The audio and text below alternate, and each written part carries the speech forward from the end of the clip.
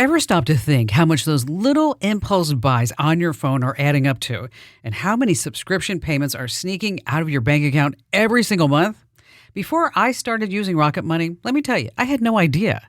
But the first time I logged in, I saved $435. I couldn't believe it. Rocket Money is a personal finance app that helps you find and cancel your unwanted subscriptions, monitors your spending, and helps lower your bills so you can grow your savings. I just love the dashboard. It shows everything in one place, even the subscriptions you forgot you signed up for. And if there's something you don't need, Rocket Money helps you cancel it. Plus, it alerts you if a bill increases or if something unusual pops up in your account.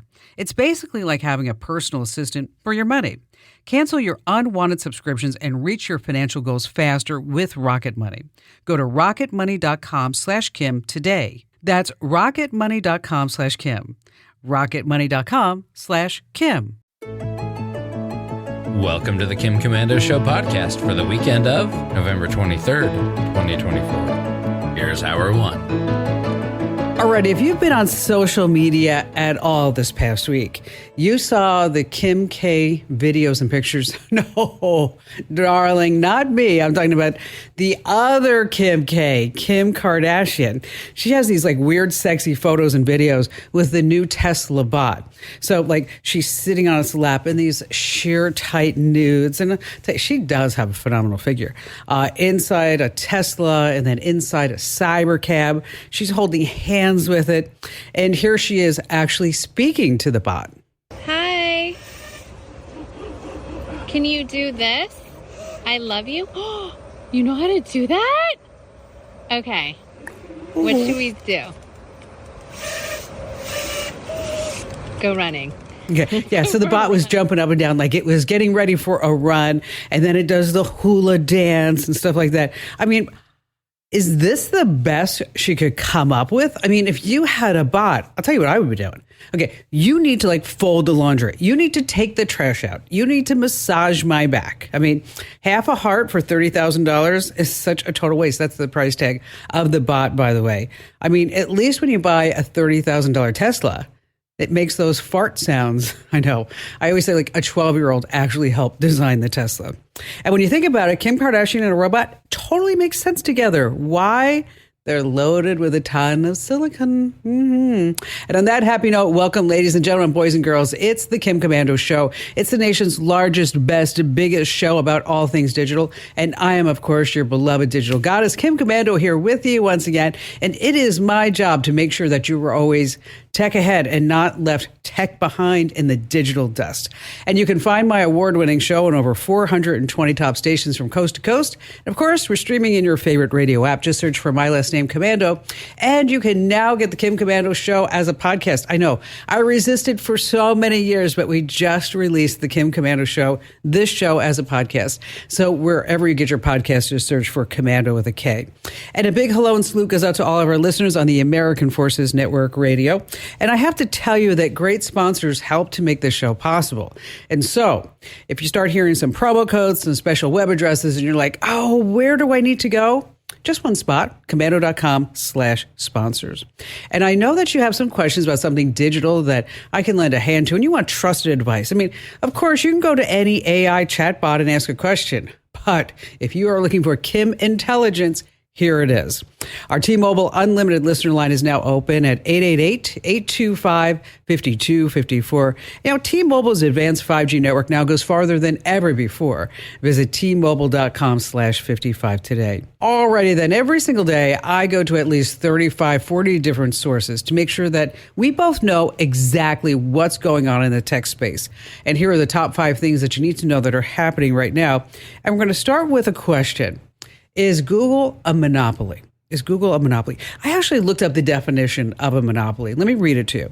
A monopoly is a single company or entity that has exclusive control over a particular industry, product, or service, effectively eliminating competition.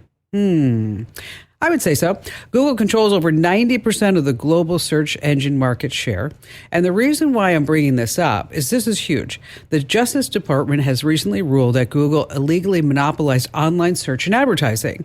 And they want Google to sell its Chrome browser. Yes, that's the Justice Department's plan. They paid billions through payoffs, intimidation to make sure that Google was like the default search site on Apple, LG, Samsung, Motorola, and so many other devices. So how much do you think the search ads alone made over half of Google's $370 billion revenue? Oh my gosh, so much money. So how much would somebody pay for the Chrome browser? Anyone? We don't have enough money. It's about $20 billion. Ooh, wow. But if Microsoft Bing bought it, they could go out with a bang. All right, moving on to number 2. If you're a parent, listen to this. If someone used AI to create a deepfake, realistic photo quality image of your daughter engaged in a sexually explicit act, what would you do? What would you think that the law should do? Now, the reason why I bring this up, in Pennsylvania, a male student at the Lancaster Country Day School did just this, not just to one female student, but to images of 50 girls. Now, this is really, really disheartening. The school principal knew in November of last year and did nothing until the parents forced his resignation. The student was arrested, but now they're trying to figure out, what are the charges? Because laws are written to prosecute and jail perverts who circulate real photos of kids engaged in sexual acts. Does it cover deep fakes? A new Congress convenes on January 3rd. This is a problem that they really need to tackle. Moving on to number 3, stop writing checks. Okay, check fraud has doubled in the past few years. And here's how scammers are doing it. They steal checks from your mailboxes. They use chemicals to erase the details. They rewrite them to cash in through ATMs or mobile deposits. So what you want to do is really just think about every check that you're writing. Then I want you to go online and see if you could do online bill paying, because why take the risk? Plus, you don't have to sit there and write a check and get a stamp because they're so expensive. And then you have an envelope. And you're like, bottom line here is just do what you can to stop writing checks. Moving on to number 4. Wow, this is incredible. You know how you go on Amazon and you buy something, and if you've been drinking, it just might be that unicorn pool float. I know how that can happen, by the way. Now, imagine doing this, but with a house. This is super great.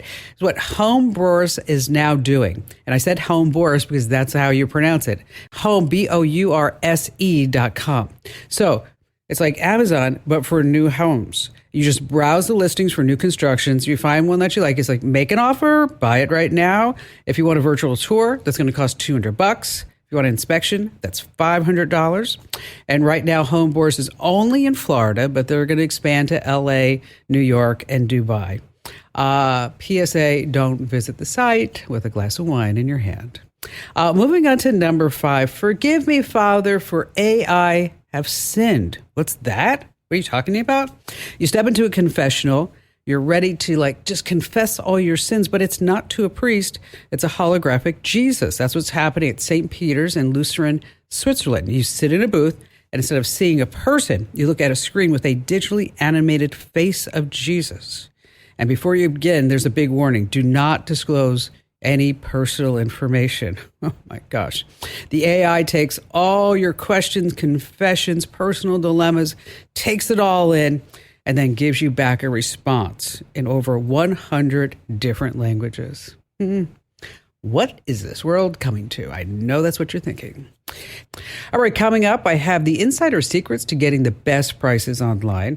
Oh, there's a scam. We have pictures of your home. What's going on with that? How you can take your heart rate on your phone without a smartwatch. And of course, we have all of the best calls in the history of talk radio here on the Kim Komando Show. Hey, it's your last chance to enter to win a brand new iPhone 16 Pro with Apple Intelligence. Go here now. Winfromkim.com. No purchase required. Winfromkim.com. All right, Jamie in Tampa, Florida. How about we start with you? Hey, Miss Kim, how are you doing today? I am fabulous.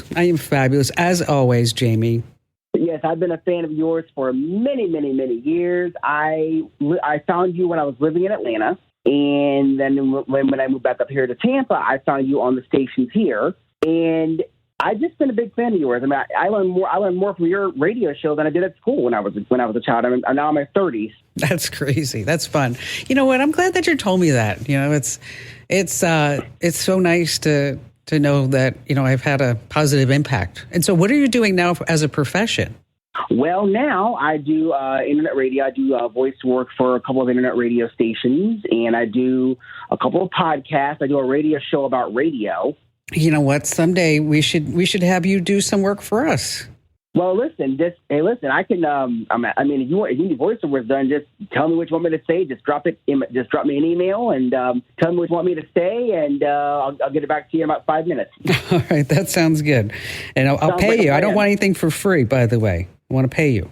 You're on. I'll give you my Cash App. You're on. Okay. Perfect. So what's going on with you? Well, Miss Kim, we've all heard about inflation, right? Mm-hmm. I'm currently battling streamflation. So every time I turn around, one of the streaming services that I have is, we're going to raise the price. We're going to crack down on password sharing. We're going to make your life a living nightmare because we don't want you to watch our stuff. Correct. And I have considered on more than one occasion cutting the cord on cutting the cord. But I need to know a way to do it. How can I watch the shows I want to watch without having to pay a kidney, without having to pay a pound of flesh? Is that if you have any local channels that you want to watch, you get an antenna. One of those old school antennas. You know what I'm talking about. You know about radio. So you get like a Mohu Leaf or an Eclipse or something like that, an HD antenna. And then you scan for channels and you get it. Now, there are some free streaming services. I like free. Called Tubi. And there's another one called Canopy and Pluto. And we've got a list of them over at commando.com. There's also what's called the Cancellation Society. Now, to be a member of the Cancellation Society is that you have to be smart. So what you do is you sign up for whatever service that you want for that 7-day, 15-day, 30-day free trial. And when that show is over, you have to remember to cancel, right? Which a lot of people don't do. And then you also have maybe some perks that you haven't realized from your carrier. Like, for example, Verizon includes Netflix. Certain plans on T-Mobile includes Netflix. Some plans include Disney Plus. And so that's where you start looking at other perks that you may have to get your streaming. Otherwise, you know what? We all thought that we would save money by cutting the cord. And we're all sitting here going... that was more like a pipe dream, wasn't it? Yeah, for sure. Because we're all sitting here going like, okay, wait a minute. In the newsletter the other day, I just put a list together of the perks that you can get from various credit cards and cell phone providers and things like that, as far as to get maybe a month or two or something free as far as on a streaming service. So you might want to check that out as well. The articles that are in the newsletter are posted to the website after the newsletter goes out. So just go ahead and type in, stream perks. But again, we've got all kinds of information. But Jamie, I'm really glad that you called in. Don't get me wrong, because that was so cool to talk to you, somebody who is like into radio. And we're going to have you do some voiceover work for us. But again, I don't want it free. I want to pay. I want to make sure that we pay you. Because I know you're going to say, I'll do it for free. I'll do it for free. I don't want it for free. Again, Jamie, thanks for your call. Streaming, so expensive. Shirley in Littleton, Colorado. You're up next. Hi, Kim. Thank you for taking my call. I read your email newsletter daily, and I learn a lot of stuff from that. That's awesome. Thank you for that. Yeah. But I've read about your urging us to take down 23andMe DNA accounts. And so my sister and I both have one. And we were a little confused or concerned, like, what exactly are you concerned about? 23andMe, they've been around for almost 20 years, right? 18 years now. And, selling genetic testing. And the whole idea is that you can figure out where you were from, right? And maybe, there was something in that family tree that you needed to know. Well, they got hacked, and for 5 months, they didn't even know that they got hacked. Okay, when they were hacked, they got the names, the addresses, and the genetic information of sometimes, depending upon what you read, it's 7 million people. Sometimes it's 14 million. many of the people's genetic information, addresses, everything that was with it, were of Jewish and Chinese heritage. It actually looks like those particular people were targeted, specifically targeted. Okay. Okay. 23andMe only realized when they were hacked. Do you know how they figured it out? No. When the hackers began advertising the stolen data for sale on the dark web. Wow. Okay, that is scary. Okay. That's when they found out. They didn't even know. Had no clue for 5 months. Mm-hmm. So that's why I want you to get rid of your data. Okay, it's probably already gone to the hackers, but let's not keep it out there any longer than we have to. So that's why I've never been a proponent of doing these DNA tests. Never have been a proponent of doing them, especially in these, under the scenario that it's going to be fun and you're going to learn that you are, I just happen to be Russian Ukrainian and I've got like a smidgen of I'm from somebody who went to looks like Syria for the weekend, you know what I mean, type of thing. Had a fun time, okay. So and that's it seems innocent, it seems harmless until you start thinking, where is this data really going, and how is it going to be used? So that's why in the newsletter I've been kind of beating that drum that if you have done any DNA testing, is that I want you to go in and I want you to delete your records. I want you to delete your files. Figure out how to do that. We give the links in the newsletter whenever we mention it. So if you're not already getting our daily newsletter, join 500,000 folks that get it every single day. You can sign up right now over at getkim.com. Once again, that's getkim.com. Shirley, thank you so much for your call today. I do appreciate you getting through. Hey, a study out of Japan has found that rude prompts using rude prompts with your AI chatbots will give you wrong answers more frequently.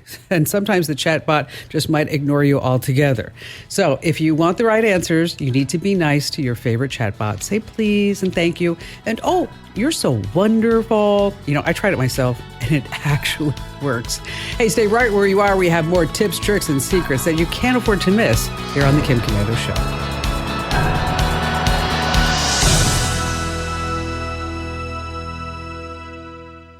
If you own a home, listen up. This is scary. The FBI is warning about a crime on the rise, home title theft. And it doesn't happen the way you might think. No break-ins, no stolen keys, just a forged signature on a single piece of paper filed with the county. In minutes, criminals can transfer the title out of your name, then use your ownership to drain your equity or even sell your home. The worst part, most people don't know what's happening until they get collection or foreclosure notices in the mail. That's why I trust Home Title Lock. When you visit HometitleLock.com/Kim, you'll get a free title history report and a 14-day free trial of their $1 million triple lock protection, including 24/7 monitoring of your home's title, urgent alerts to changes, and if fraud does happen. Their U.S.-based restoration team will work to restore your title, covering costs up to $1 million. Don't wait. Protect your home and equity today. Get your free 14-day trial at HometitleLock.com/Kim. That's HometitleLock.com/Kim. All right, coming up, I know you're doing a lot of online shopping. If you're wondering, how do I make sure that I'm getting the lowest prices and the best deals? Well, I'm going to tell you some great things that you should be doing right now to make sure that happens. And before we get to that and your phone calls, let me tell you, you don't need to pay hundreds of dollars for a smartwatch to measure your heart rate. What a lot of people don't know is that with your phone, you can download an app to do the very same thing. Cardio Heart Rate Monitor is an iPhone app that uses your phone's camera to take a reading of your pulse. Really simple. You just place your index finger on the back camera. The app measures your heart rate by detecting any type of color changes. And you just have to make sure that you hold your phone steady. It also works on iPads. Now, if you're on Team Android, we love you too. The Heart Rate Monitor app works pretty much the same way. So in case you're sitting there going, what are the name of the app? Just head over to Komando.com, the official homepage of the show, and just search for Heart Rate Monitor apps. Allison in Raleigh, North Carolina, welcome. Hi there, Kim. How are you? I am great. What's going on? I am a correspondence director for a photography club. It's a group of somewhere between 100 and 125 people that I email at least a couple times a month, because we have meetings every month, and they're either contests or they're speakers and blah, blah, blah. You know, if we have an outing coming up, I text them, I email them to let them know about it, etc. And I'm having trouble both with Microsoft, which we're 365 members, that they say that they won't let me send that many because it's all for my good, because of spammers and things like that. Yeah, you know what? Well, let me tell you. No, it's crazy. Do you know how many emails I send every month? I can't imagine. I know you send them to me. Yes. Well, every single day we're inching towards 600,000 every single day. Wow. So how many are you sending out every couple times a month? A couple of times a month, probably in a week. I would say 2 to 3 a week. So that's 300 and 400 emails individually. Now I usually just make a copy and send it in blind carbon copy. No, we're not doing that. We're getting, you know what? That's like in the 1990s. Okay, come on with me. We're in 2024, almost 2025. What I want you to do is use a program that's made for this called MailChimp. Okay, I've heard of that. All right, it's free up to 3,500 emails a month. You're good for that. You're going to be fine. I am. Now, let me tell you, the other thing that you're going to love about this, girlfriend, is that, you know how you're sitting there in Microsoft Outlook and you get this little mail back that says, Bob Smith hates you and the email bounced or whatever it was. And then you've got to go find Bob's email so this way you don't email him again. You don't have to worry about that. And if somebody wants to join the list, all they have to do is they can join the list without you doing a darn thing. And you know what else you can do, Allison? Let's say you have somebody in the club who's just a pain in the neck. You know who I'm talking about. Don't name him. But there's that person, right?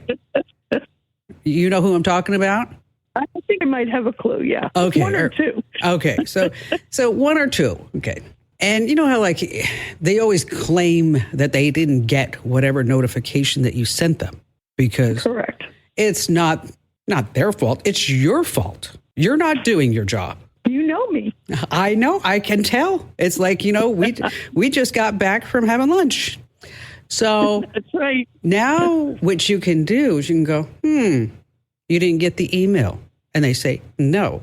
Then you can sign into MailChimp, type in their email address, and it will say when they opened up the email.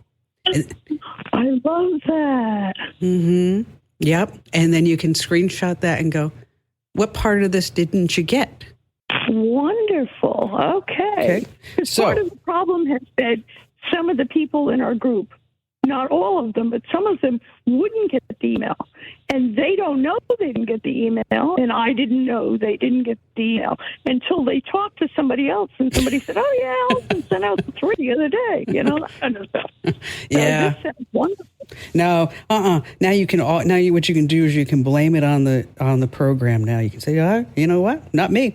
This is totally MailChimp. No. Okay, there were other services. There's like Constant Contact and Send in Blue. But you know what?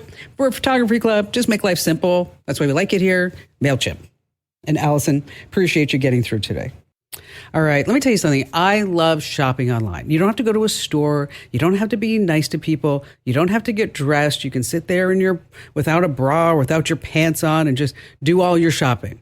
But how do you know if you get the absolute best deals? Okay, number one is you want to use the extension Honey. Go to joinhoney.com because what it does, it gives you all those promo codes. And then also you get some cashback rewards as you start using Honey, but it's really fabulous. Next on the list is Camel. I know, I don't make this up. I just talk about it.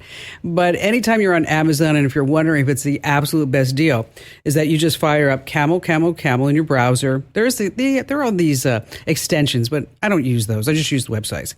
So go to camel.com and just paste in that Amazon URL, and it tells you whether or not you're getting a good deal. And then there's also Capital One Shopping. It works pretty much the same way as that Honey browser extension. Now, for links to all of these, just hit commando.com. But I will tell you, you're gonna save some money by using Camel, and also the Honey extension. And if you have a Capital One card, that Capital One Shopping is pretty sweet too. All righty. There's a scam going around. We have pics of your home and we're going to get you because we have all these nasty things about you unless you pay us in Bitcoin. What? Yeah, it's kind of crazy. I'll tell you more about that. And of course, we have your phone calls here on the Kim Komando Show. All right. James in Houston, glad to have you with us. Oh, hi, Kim Komando. What a pleasure and honor it is to speak to you. I've listened to you for a long time. You're wonderful. Oh, well, thank you. I think you're pretty wonderful too, James. Well, that's very kind of you. So my question is about surveillance.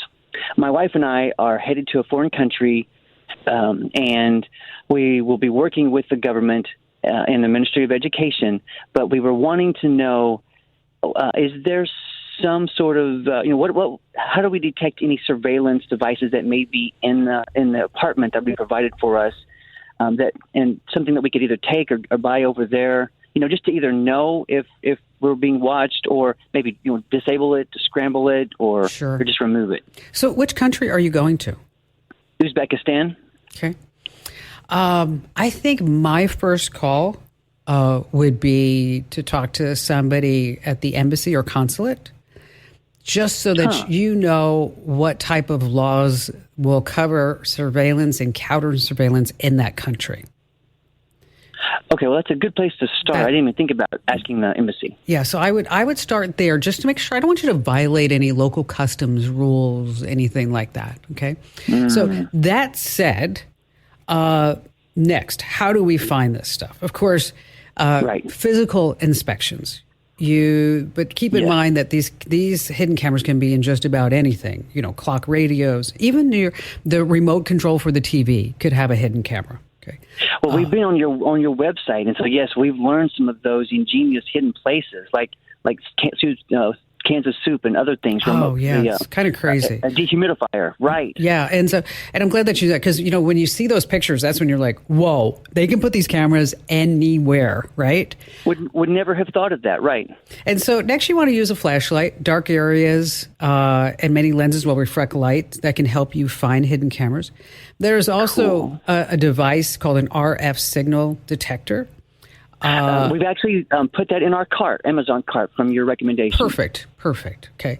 Then what you want to do is, when you get there, you want to look at the Wi-Fi network and look at the network itself. I see. One of the things that I have done, and I actually found some hidden cameras in a vacation rental this way, is that when I turned on the TV, is that I just kept scanning up the dial. And so you have, of course, your local channels, and then you have maybe your news channels, and you have your movie channels, and then you have your music channels, your pay-per-view channels. And if you keep going up, what I saw were cameras that were outside the vacation rental, although it wasn't disclosed to me that, and it didn't have to, because they weren't inside, because it was a public area. It wasn't in a private area, so there was no reasonable expectation for privacy. But I was able to find those cameras that way. It's kind of a creepy thing that you even have to worry about this, quite frankly. Yes. Why are you concerned? Well, since we're going over there, and we'll be, like I said, we're working with the government, but we just want to be careful. It's not necessarily that we've been told this, but we just want to be cautious. If we're going to a foreign country and going to live in government-provided housing, sure, I would rather know that it's clean than just presume that it's clean, or live in fear, wondering, are they listening? Are they watching? Well, and so we thought you might be able to at least offer some tips and some suggestions. Well, so I think if you go through all that stuff, quote unquote, that we just talked about, I think that's great. Yes. And then I bet you that local consulate or embassy, they're going to have some information for you too about maybe you could ask them, has there ever been any experiences like this in the past that we need to be aware of? And just really get into their brain a little bit to see what else you can learn. And I'm glad that you have that in the cart. And if you need any other help after you speak to the consulate, just give me a call back. I'm always right here for you. All right, we have time for another phone call. Treg in Des Moines. Hi there. Hi, Kim. Thanks for taking my call. Learned so much by listening to you and reading your emails. And also as a member of the military, I appreciate your support, for all the men and women in uniform across the globe. So, Well, I'll tell you, I've said it many times on the show. I couldn't do what I do without the military. Because you guys support our freedoms. You're out there. And, could you imagine being a woman in Russia trying to do a tech show? Okay. It's like, I agree. Thank you. Wouldn't happen. So how can I help you? So 2 or 3 weeks ago, you had a caller and you were talking about Apple Pay and how you always use Apple Pay pretty much exclusively and never use your card. So I don't have any Apple products. So I researched like the Samsung and the Google wallets and got like mixed reviews, and it's hard to tell what's right and what's wrong, and people do what they say. So I was wondering what your opinion was on my options. What kind of phone do you have? So I have a Samsung Galaxy. Okay. If I were on a Samsung phone, kidding. I'm teasing you. I'm giving you a hard time. Just giving you a hard time. Okay. Is that I would use Samsung Pay. Okay.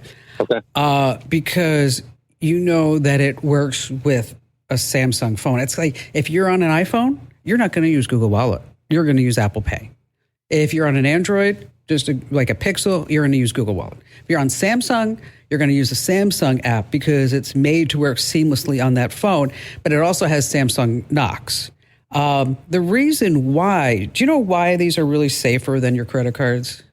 Well, from listening to you on that one, it was, how Apple Pay gives a new code to every transaction so it can never track back. And does that do the same thing? Samsung do the same thing? Yes, exactly. So your real credit card number is never shared. Okay. It's like a one-time use credit card number. And then if you think about it, is that you have to open your phone with what? Your face, your PIN, whatever it may be. And because nobody's physically getting your card, there's also not that risk as well. And it's just a lot easier. But also, you're not carrying around a wallet full of credit cards anymore. Now, keep in mind, in these digital wallets, it's not just for your credit cards, is that you may be able to, like here in Arizona where I live, is that we can put our driver's license inside Apple Pay too. So I don't have to, if and when I ever get pulled over, knocking on wood right there, because that's never going to happen this week, maybe, is that let me explain. I have to drive through this town in Phoenix called Paradise Valley in order to get to work. I don't live in Paradise Valley, but I have to drive through it. And they have like cactus cams. And it's like these tall cactuses that have cameras all around it. And the cops like to hide around. It's just a whole nother story. But anyway, getting back to Apple Pay, Samsung, and wallets from Google. And so there's other things you can put in there, like your loyalty cards, your boarding passes, whatever it may be, your cruise documents, whatever. And so it becomes truly your digital wallet that's protected by your biometrics. And so if you're not yet tapped into it, again, if you're on Apple, just go ahead and sign up for Apple Pay. Just make it, just get all your stuff in there. Google, Android devices, Google Wallet, and Samsung, again, just stick with the Samsung Pay. And Trek, thanks for your call today. Hey, just a quick reminder that you can always get the Kim Komando Show as a podcast. And what's great about a podcast is that you can listen anytime, any place. And in case you ever miss anything, too, that I talk about here on the show on your local radio station, you can always get a repeat of that on a podcast. So wherever you get your podcast, just search for Commando with a K. All right, here's the deal. Scammers are now sending emails with a Google Maps image of your house with a message like, nice front door. Okay. And not sure if anybody knows what you do inside, but we do because we have a logger on your computer and we see everything. But if you want to pay us some Bitcoin, we're just going to go away. What you want to do is actually blur your home on Google Maps and also ignore that. That's just a scam. So to blur your home on Google Maps, you're going to go to Street View and find your home and then report a problem in My Home. And there's a whole bunch of steps, but we got the steps on the website in case you need it. But again, this is a scam that's spreading. If you get it, don't do anything. Just go ahead and delete it. And just...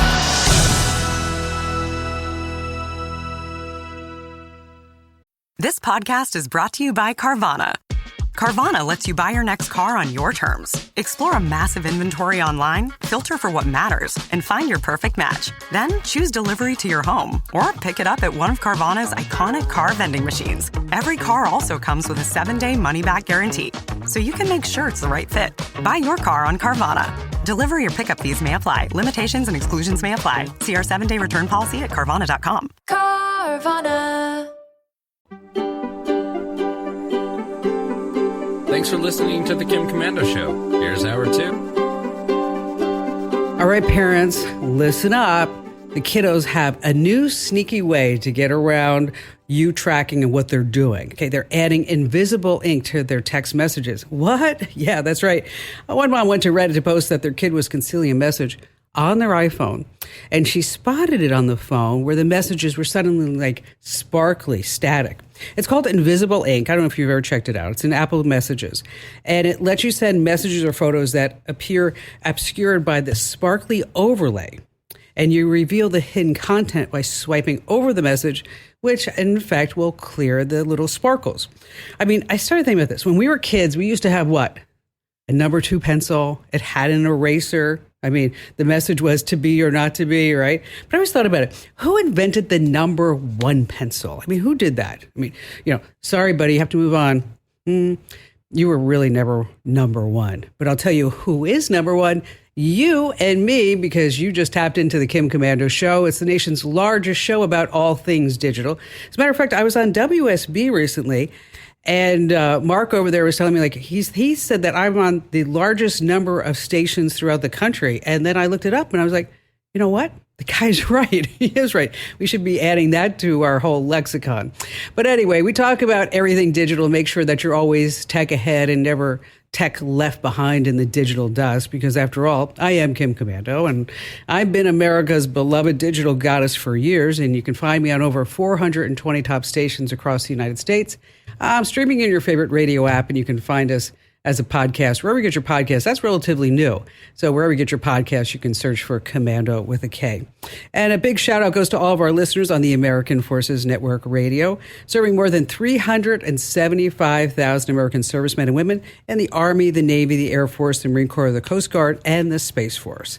And I have to tell you, throughout the show, I always give out some special deals, promo codes, web addresses. If you miss any, I don't want you to worry about it. Just head over to commando.com/sponsors. And our T-Mobile Unlimited listener line is now open at 888-825-5254. T-Mobile's advanced 5G network now goes farther than ever before.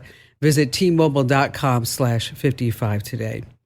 Alrighty, then, you know the drill. Every single day I go to at least 35, 40 different sources because, it's my job to make sure that I know everything that's going on in the tech world so that I can just tell you what you need to know. And here are the top 5 things that are happening right now. And we're going to talk about, these creepy cops, okay?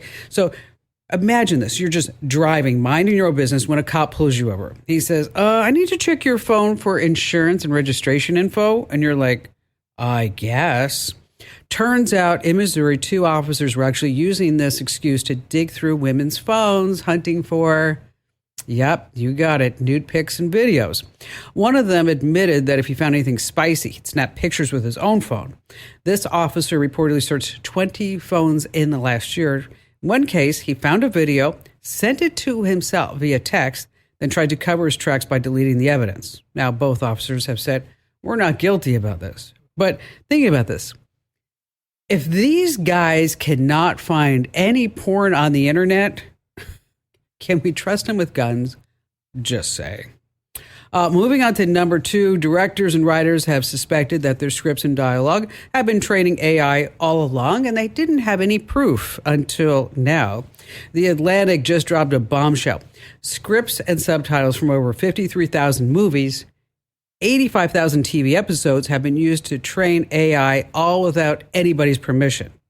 OpenSubtitles.org is a site where over 9 million subtitle files ripped from DVDs, Blu-ray streams using OCR software. Talking about content from everything: The Godfather, Sopranos, Breaking Bad, The Wire, every Best Picture nominee. So now, of course, they're trying to figure out how to sue because, after all, AI just stole all their work. Moving on to number 3. AI is ending iCloud backup for some folks soon. And it all has to do with how old is your iPhone. If you're still holding on to that iPhone 4S from 2011, we need to talk, just saying. There's an update you need to know. Starting mid-December, older Apple devices like the 4S, the iPad 2, the 5th gen iPod Touch, gosh, I used to have one of those, won't be able to use iCloud unless you're running iOS 9, which, by the way, we're on iOS 18. So if you're on any type of older device, I mean, seriously, it's just not worth anymore. I mean, you need to figure out how to upgrade your life, upgrade your tech. By the way, the first iPhone came out, here's a little fun fact for you, in 2007. Moving on to number 4, have you ever tried sneaking onto a boarding group at the airport ahead of yours? I mean, I'm raising my hand. I do it all the time. Just saying. Okay. Or maybe you just rush the door when you hear your gate number being called. Well, a few weeks ago, we talked about here on the show about how American Airlines is done playing those games, and they've been testing out a new system to catch line cutters and gate rushers. And it's now going national because I guess it proved to be successful. So here's how it works. If your boarding pass says you're in group 5 and you're like, no, I want to be in group 1. I am number 1. You go ahead and you scan your boarding pass. And if you're not in group 1, you're going to hear this sound. Okay, that's not bad. It's just like a little ding, ding, ding, ding, ding, ding. I think what they should say is over the loudspeaker, they should say, we have a line jumper. Everyone, take a good look. Ding, ding, ding, ding. We do better than that ding, ding. All right, finally, number 5. You need to have a dog if you want to find a date online. Because here's what happens. A new study out says that dogs could be your best wingman when it comes to online dating. According to a poll of 1,000 adults, 2/3 say they're more likely to match with someone whose dating profile includes a picture of a dog. 6 in 10 believe that owning a dog is a good sign that someone is ready to settle down. So, other things that you want to do, don't post topless pics all over the place. Check your grammar and spelling. That's a big one. And if you really want to show off, you want to say, I have an iPhone. Really? Wow. Isn't that something? Think of the marketing that company has done. I mean, any Gen Z, Gen Alpha, if you're sitting there with a green bubble, they don't even want to talk to you. Having an Apple device in online dating can get you up to 76% more matches just by having an Apple iPhone. Wow. All right, coming up, we have 5 places that you're being recorded, some new phone etiquette rules, a new package delivery scam that's spreading, and of course, we have all of your great phone calls, and you have me, Kim Commando. All right, it's the absolute last chance for you to enter to win the brand new iPhone 16 Pro with Apple Intelligence that we're giving away. A $999 value, no purchase required. You want to go to winfromkim.com, winfromkim.com. All right, how about we start with Deborah in Florida. Hi there, Deborah. Hey, Kim, how are you? I'm good. What's going on? Well, I find myself overwhelmed with paper, and I'm pretty sure my solution lies somewhere in the digital world, and I figured turning to America's tech goddess for help would be the thing for me to do. Okay. What's going on, though? Well, my mom recently passed away, and then 4 days later, we had Hurricane Helene come in. Oh, my gosh. We didn't have any damage to our home, but we did have, it was a close call. We had a lot of tree damage, a lot of trees come down. And as I'm going through my mom's belongings, I'm finding that she's just got a lot of wonderful handwritten things. She was into a lot of stuff. I've got handwritten recipes. She was into genealogy. I've got all of her notes and handwritten genealogy charts. And did she have beautiful handwriting? She did. Yeah. My mom did too. She really did. It's a lost art. Yeah, it's a lost art. I don't have very good handwriting, I think, because I've spent so many years on a screen and a computer. But when my mom died, I was the executor because she lived with me, right? So for I don't know, right, 30 odd years. And I used to joke with her that I lived with her more in my whole life than anybody else. It's like I only did not live with her for 15 years of my life. When I went to college. But anyway, but those are treasured memories. They are. But you said you're overwhelmed. Well, Well, I have a lot of that, and then I've got, just regular adulting paperwork, insurance policies and stuff. And what I'd like to do is get my arms around it by scanning, because I want to keep, of course, the things that she's handwritten, but being in Florida, I'm terrified of losing those original items. And then I may want to, do a cookbook for my granddaughter or for her sisters, or that'd be lovely. Something that. Yeah, just kind of heirloom type things, and I've bought your regular, printers from Amazon that, can print, scan, and all that stuff, and tried to use my iPad, and I've just got a digital mess. So I've got a digital mess, I've got a paper mess, and you got an emotional mess. You're grieving. Mess. Okay, yes, all right. Right. And storm cleanup and all the things. Yeah, I understand. You got a lot going on. All right. Well, let's talk about getting at least this part under control. Okay. What I would do is I would create piles, things that you just want to keep. Actually, probably more. Let me think about piles. Okay, so I had things that I wanted to keep, things that I wanted to gift, to my nieces and nephews. You know what I'm talking about. Some. Yeah. And then I had stuff that I needed to scan, and then I had a whole pile that was for Goodwill. And so I found that by organizing that, and unfortunately, you're the only one who can do this, and I was the only one that could do it. Okay.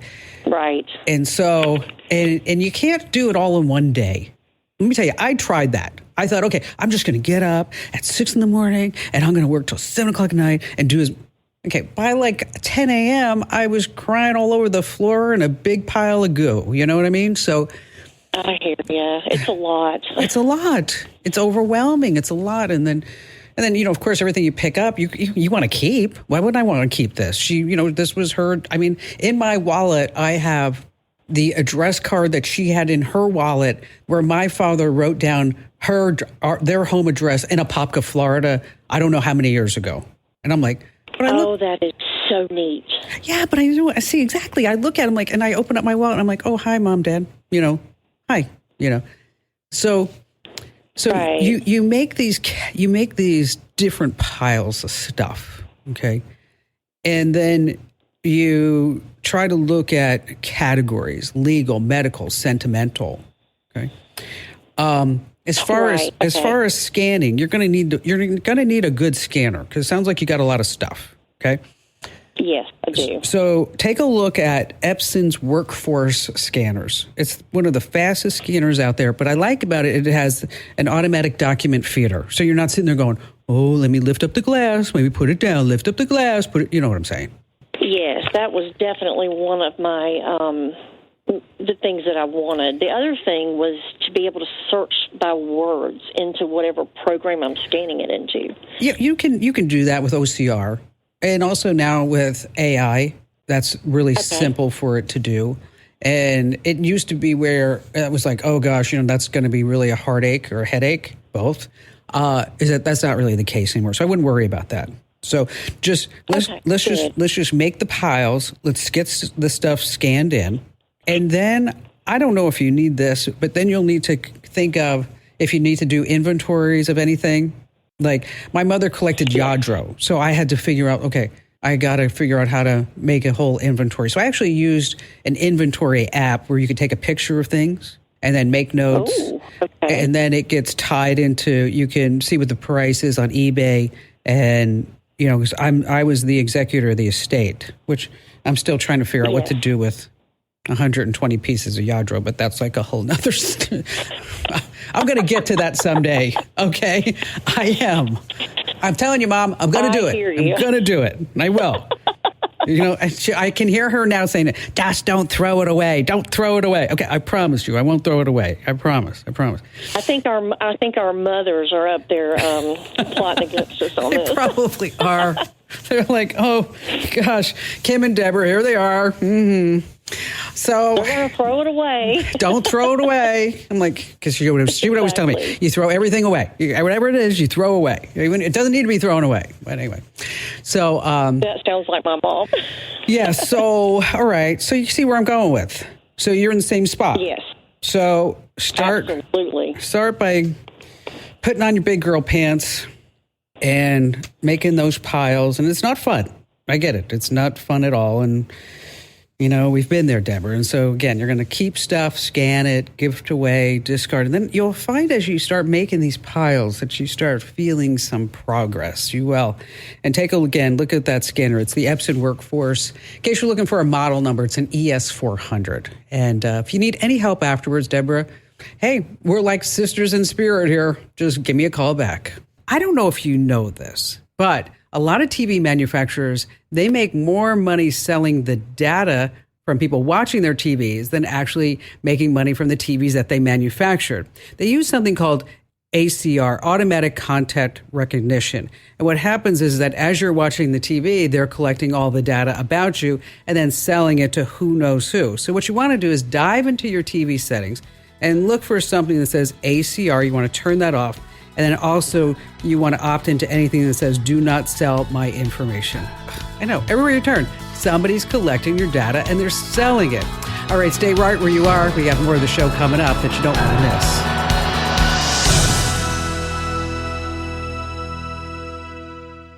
Optimism isn't sunshine and rainbows. It's fixing things, changing the way we fix things. It's running the world on smarter energy. Because if optimism never stops, then change can't either. GE Vernova, the energy of change. All right, we have some new phone etiquette rules from Emily Post I need to pass along, and also some places that you're being recorded that maybe you never even thought of before. And of course, the holidays are here and packages are on the way. But the Better Business Bureau is warning about an old scam with a new twist. It starts like you get a text that says, hey, it's Bob from UPS. I can't find your house. Can you call me back? Okay. And we just need to confirm your mailing address or whatever it is. Okay. If you call them back, they're going to say, hey, we need your credit card. They're going to try to scam you, get more information. So if you get any out of the blue messages, especially if you haven't opted in for delivery alerts, just, block it. You can go ahead and forward it to spam, and the cellular providers will try to track them. But worst thing you do is go ahead and respond to it. And if you have older adults in the family, you want to pass this along to them as well. All right, imagine this. You step outside and wow, you just see a mountain of Amazon packages. And then you start looking like, what happened? I mean, but they're not for me. I didn't order all this stuff. Well, that's exactly what happened to Dr. Cindy Smith from Virginia. And let me tell you, it wasn't just like one or two surprise packages. We're talking about over 100 different Amazon boxes. And they just kept coming and they kept coming and they kept coming. And inside these boxes were just like a whole bunch of random stuff. Headlamps, glue guns, kids' binoculars. And every single one of these boxes is addressed to someone by the name of Li Jiao Zhang. Cindy, it's so great to have you with us. So let's just dive in. So when did you first find yourself in this whole Amazon avalanche of packages? And how many boxes came to your doorstep in total? Maybe up to 150. But they were all sizes.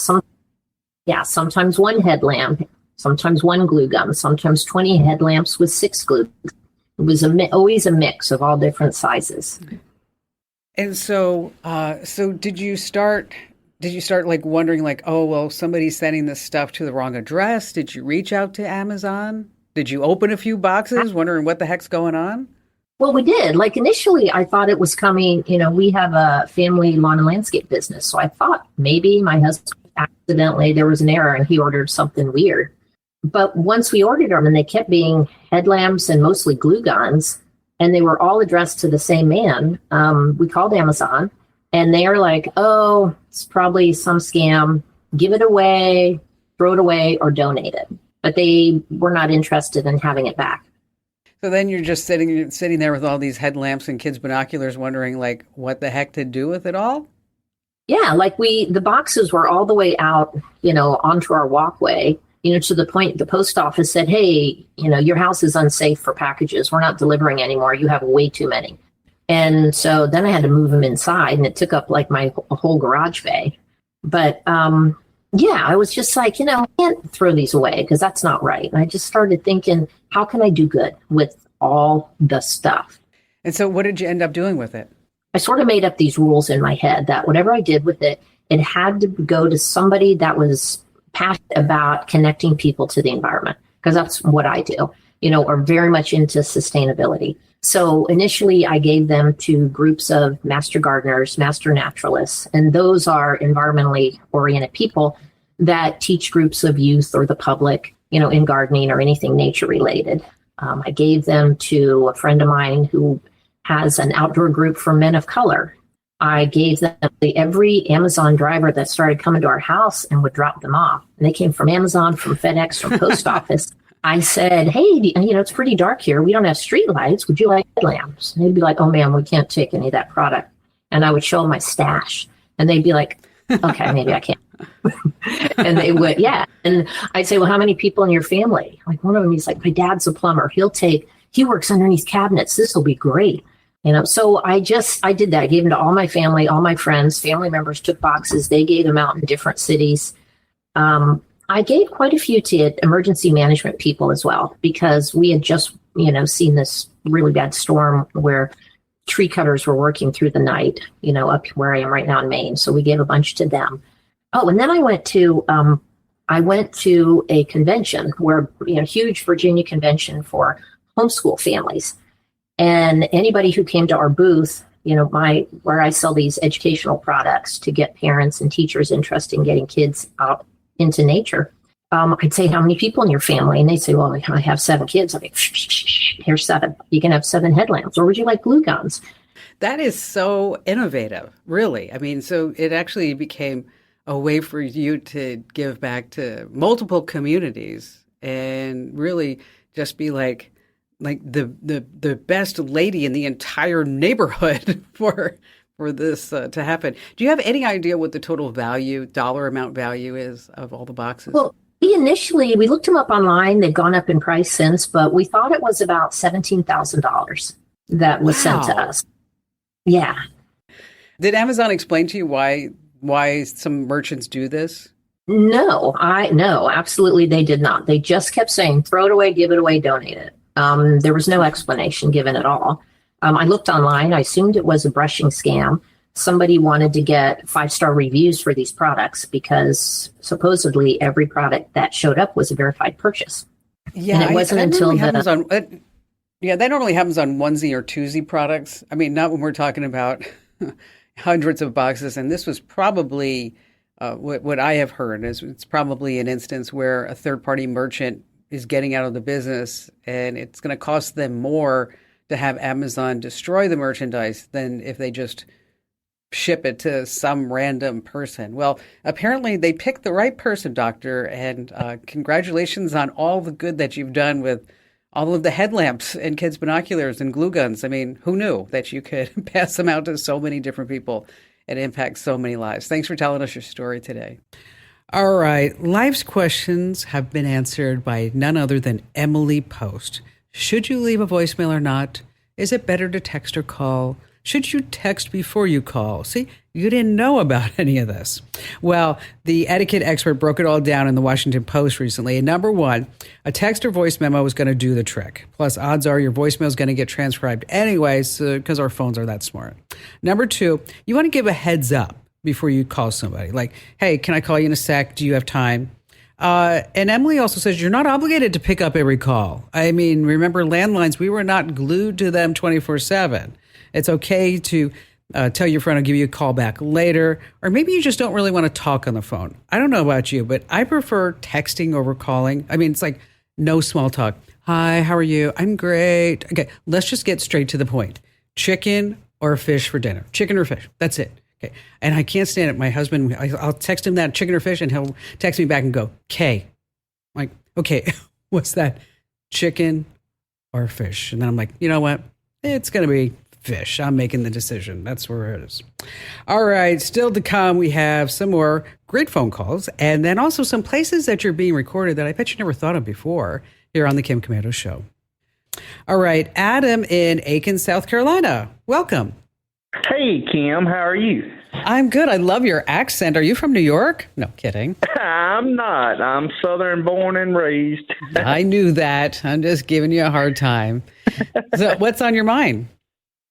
Well, first of all, I want to tell you I love your show. Love listening to you. Well, thank you. second, we have 3 kids, one's 17, the other 2 are 5, and just working in those is on mayhem. My wife is looking to work at home or trying to find a job to work at home. Mm-hmm. But everything we seem to come across on the internet is either not true or scams or just not legit. We need a legit job.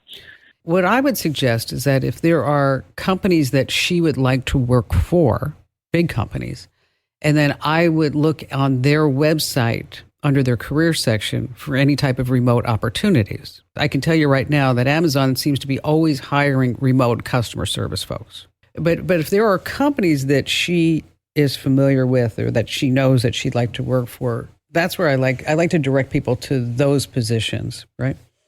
Okay. And there is a website that I would also recommend, aside from Flex Jobs and this remote.co. It's called The Work at Home Woman. And this is a job board, and it looks like they vet some of the opportunities in there.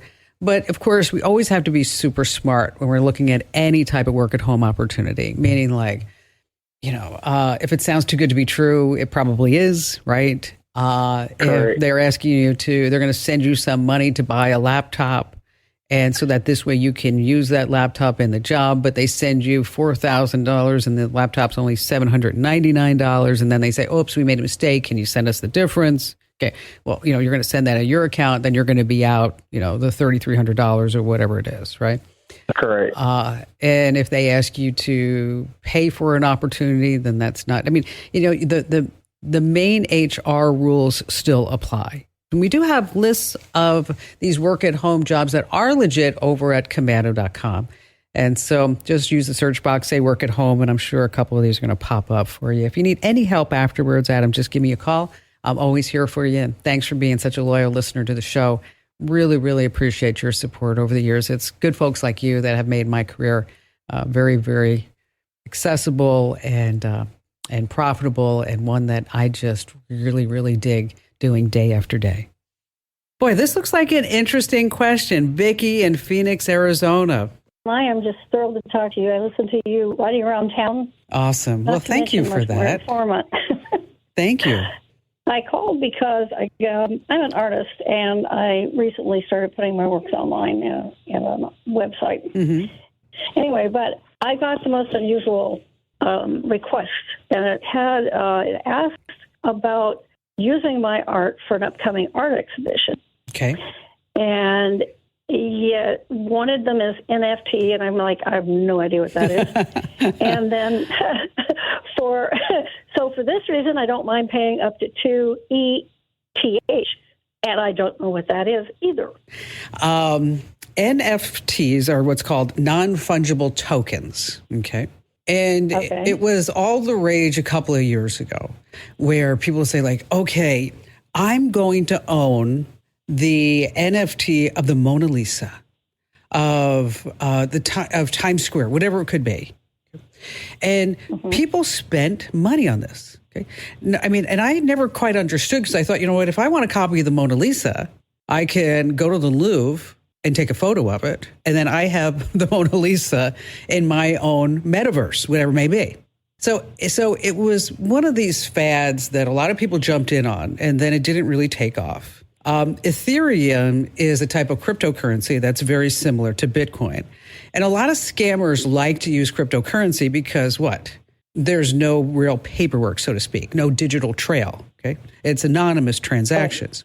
So you got an email, and I had a chance to look at the email. And the first red flag is that it says it's at a Hotmail address, and the recipient says Hotmail customer support.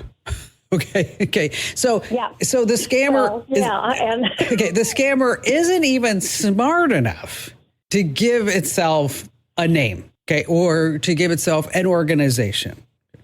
And if in fact this were legit, is that they would be talking about authenticating the NFT and what's called minting it, and they use services like OpenSea in order to mint it, to say, this is the only one that exists ever, and I own it. And, and if that wasn't enough, is that they want to pay with Ethereum, which again is anonymous, and they don't want to give you any cash. So what's going to happen is you're going to respond, and then they're going to come back, Vicki, and they're going to say, oh, thank goodness for you, because you know what? Our art exhibit is coming up. We better move really quickly. And in order for you to participate, we need $500. And then so you're going to give them the $500 because they're going to tell you that they're going to sell it for, $20,000. And it's just going to keep going on and on and on and on and on. And I'm really glad that you reached out because it's phony baloney. And so, folks, if you just happen to be posting art online, photos, watercolors, whatever it may be, and you get these emails now, the next one you get, I want you to be sitting there saying, nope, Kim told me you're a spammer.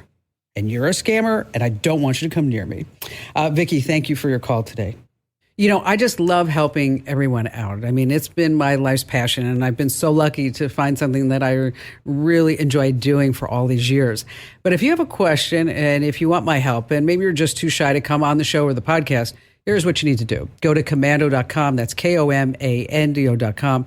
And up at the top of the page, there's a link that says Ask Kim. Just go ahead and fill that out. I read every single note that you send me there. Again, that's commando.com. And then at the top, there's Ask Kim. All right, some places that you're being recorded. Of course, in your Uber or Lyft. I mean, lots of rideshare drivers have the dash cams on the inside and the outside. Number two, the ATM, not a total shocker, but what you may not know is they often have cameras that can record on all different angles. Some workplace break rooms, they will also be recording. Street lights, yeah, these are pretty common in big cities like Chicago, Los Angeles, New York. They have all these networks of them. And number five, the movie theater. What? Yes, to deter any type of piracy, to detect it. And they are just recording all the time. Hey, just a reminder, it's your last chance to enter to win the brand new iPhone. Go to winfromkim.com.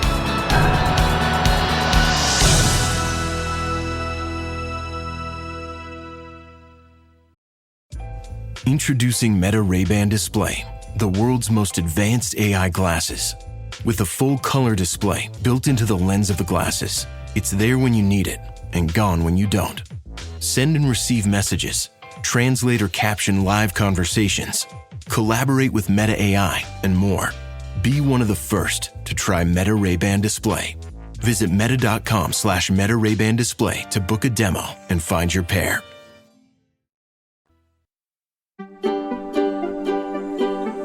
Thank you for listening to the Kim Commando Show. Here's hour 3.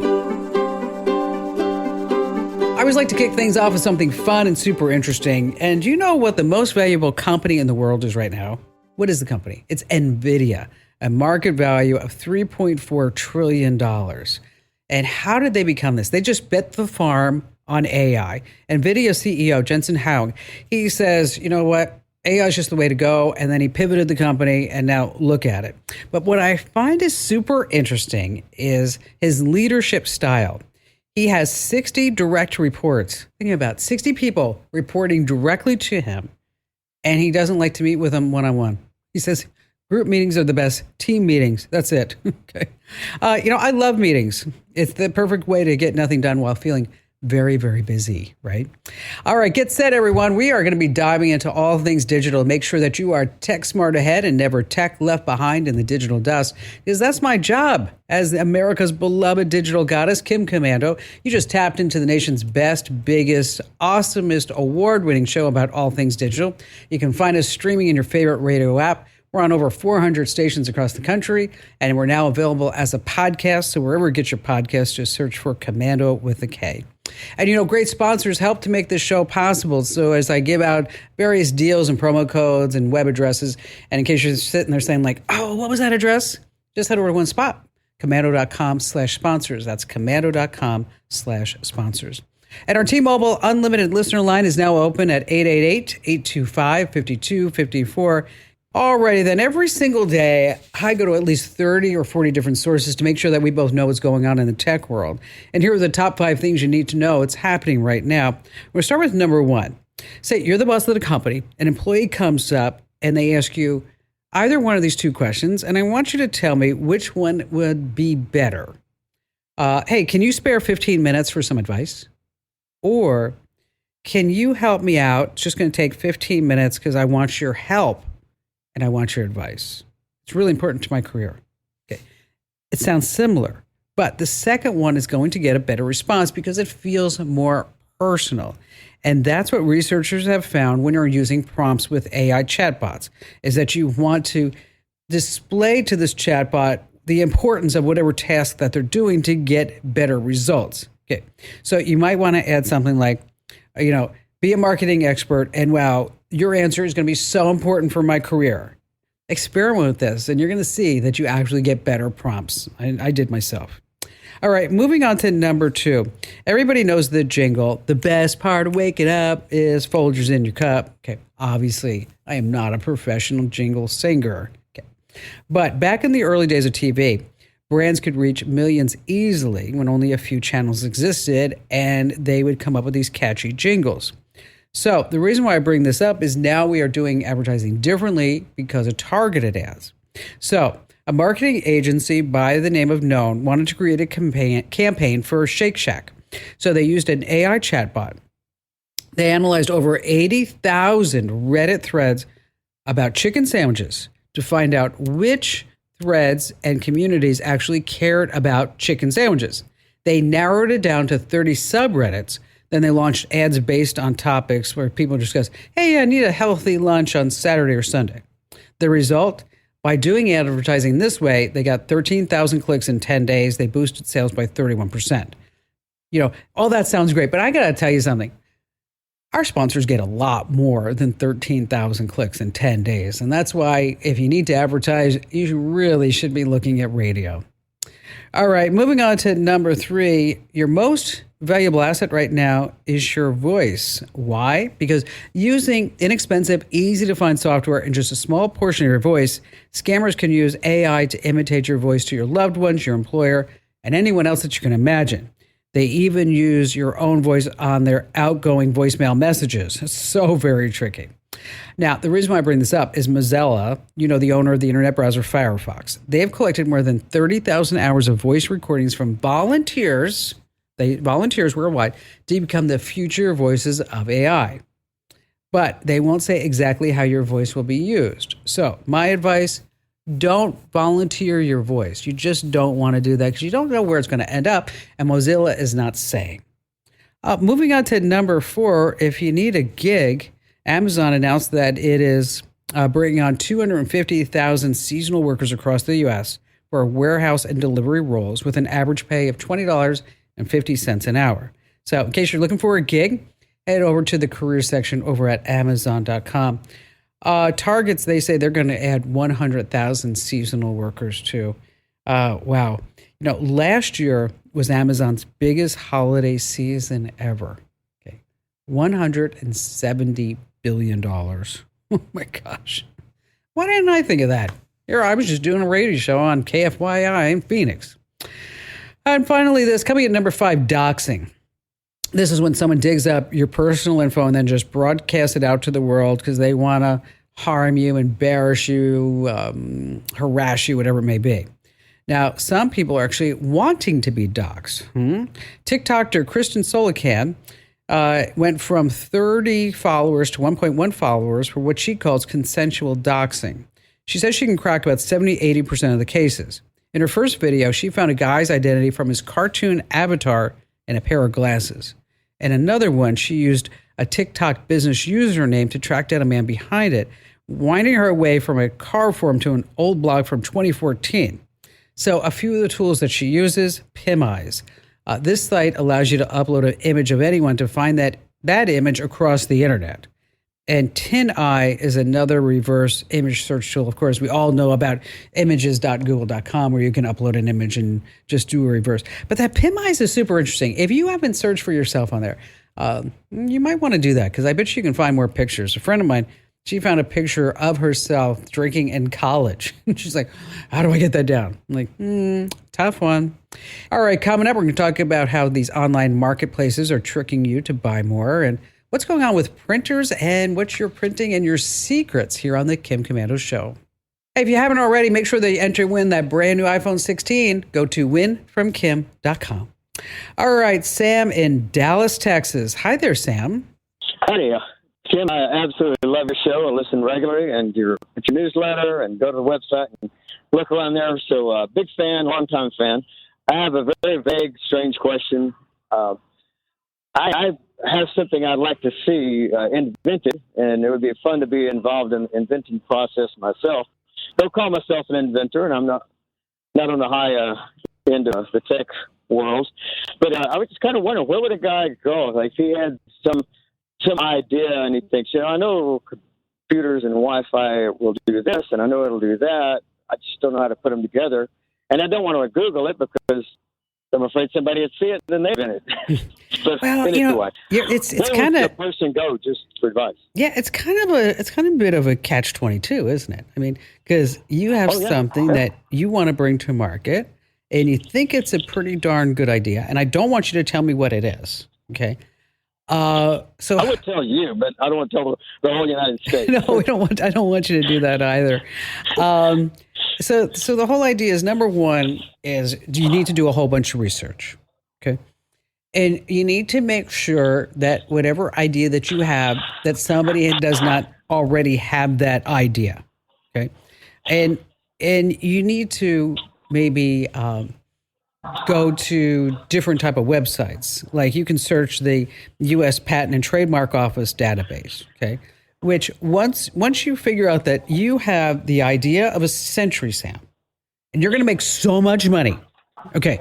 Oh, yeah, I'm sure. That you probably need to see a patent and trademark attorney. Okay, it's going to cost you, I don't know, maybe $500, $1,000, but this is the way that you kind of protect your idea. Now, I'm not an attorney; I can't give you legal advice, but then you're also going to need something like a non-disclosure agreement. And then you're going to have to figure out like how you can manufacture this particular product. And typically a patent or trademark attorney would have some contacts that would help you do that because they kind of all hang out in those circles. You know what I mean? And then once you get it to that point, that's where you can start creating a prototype and then go to platforms like Kickstarter or Indiegogo. But again, only do that after you have all your stuff done and taken care of. Stuff being like you've done a whole bunch of research. You know that this doesn't exist. You've gone to a patent and trademark attorney and you've investigated what that all means. You've got a good solid non-disclosure agreement that you can talk to potential fabricators and manufacturers and distributors or whatever it may be. And then, of course, we need money to put all this together. And that's where, platforms like I mentioned, Kickstarter and Indiegogo, they do fabulous work. They really do. But again, I just want to make sure that you do a whole bunch of research to make sure that this product doesn't exist because, there's a lot of different things that happen in the tech world and it moves really, really quickly. But you can do it. I know you can. Sam, thanks for your call. Boy, this looks like an interesting question. Rick in Las Vegas. Hi, Rick. What's going on? Hey, I'm just checking to see if there's anything out there. I'm so frustrated. I get software, terms and conditions updates, or agree to these terms and conditions when we originally install it. And now I've just got an email for a cable TV provider annual privacy notice update. Oh, gosh. And I'm thinking, holy smokes, if I have to read all this, it's like having another full-time job. So what I've done in the past is I've used ChatGPT, uploaded the file, and told it, you're a expert lawyer. Give me an executive summary of this attached document. Mm-hmm. Yeah, that's smart. Now all of a sudden, pardon me? I said, no, that's smart. That's good that you do that. Thanks. But now ChatGPT's, I'm trying to upload a PDF, which has worked in the past, and ChatGPT will say, an unknown error has occurred. And now I can't do it. So what I'm curious to know, is there anybody that's come up with an app where you can save the documents, and then when you get a new one, you start the app and say, can you compare these and give me a summary and, make sure that my my kids are still mine and my house is still mine and it doesn't belong to like Microsoft or something? Yeah, but I'm surprised that ChatGPT is giving you that error message, because I do this quite often. I mean, with legal documents, with spreadsheets or credit card statements or whatever it may be. Which model are you using? 4.0?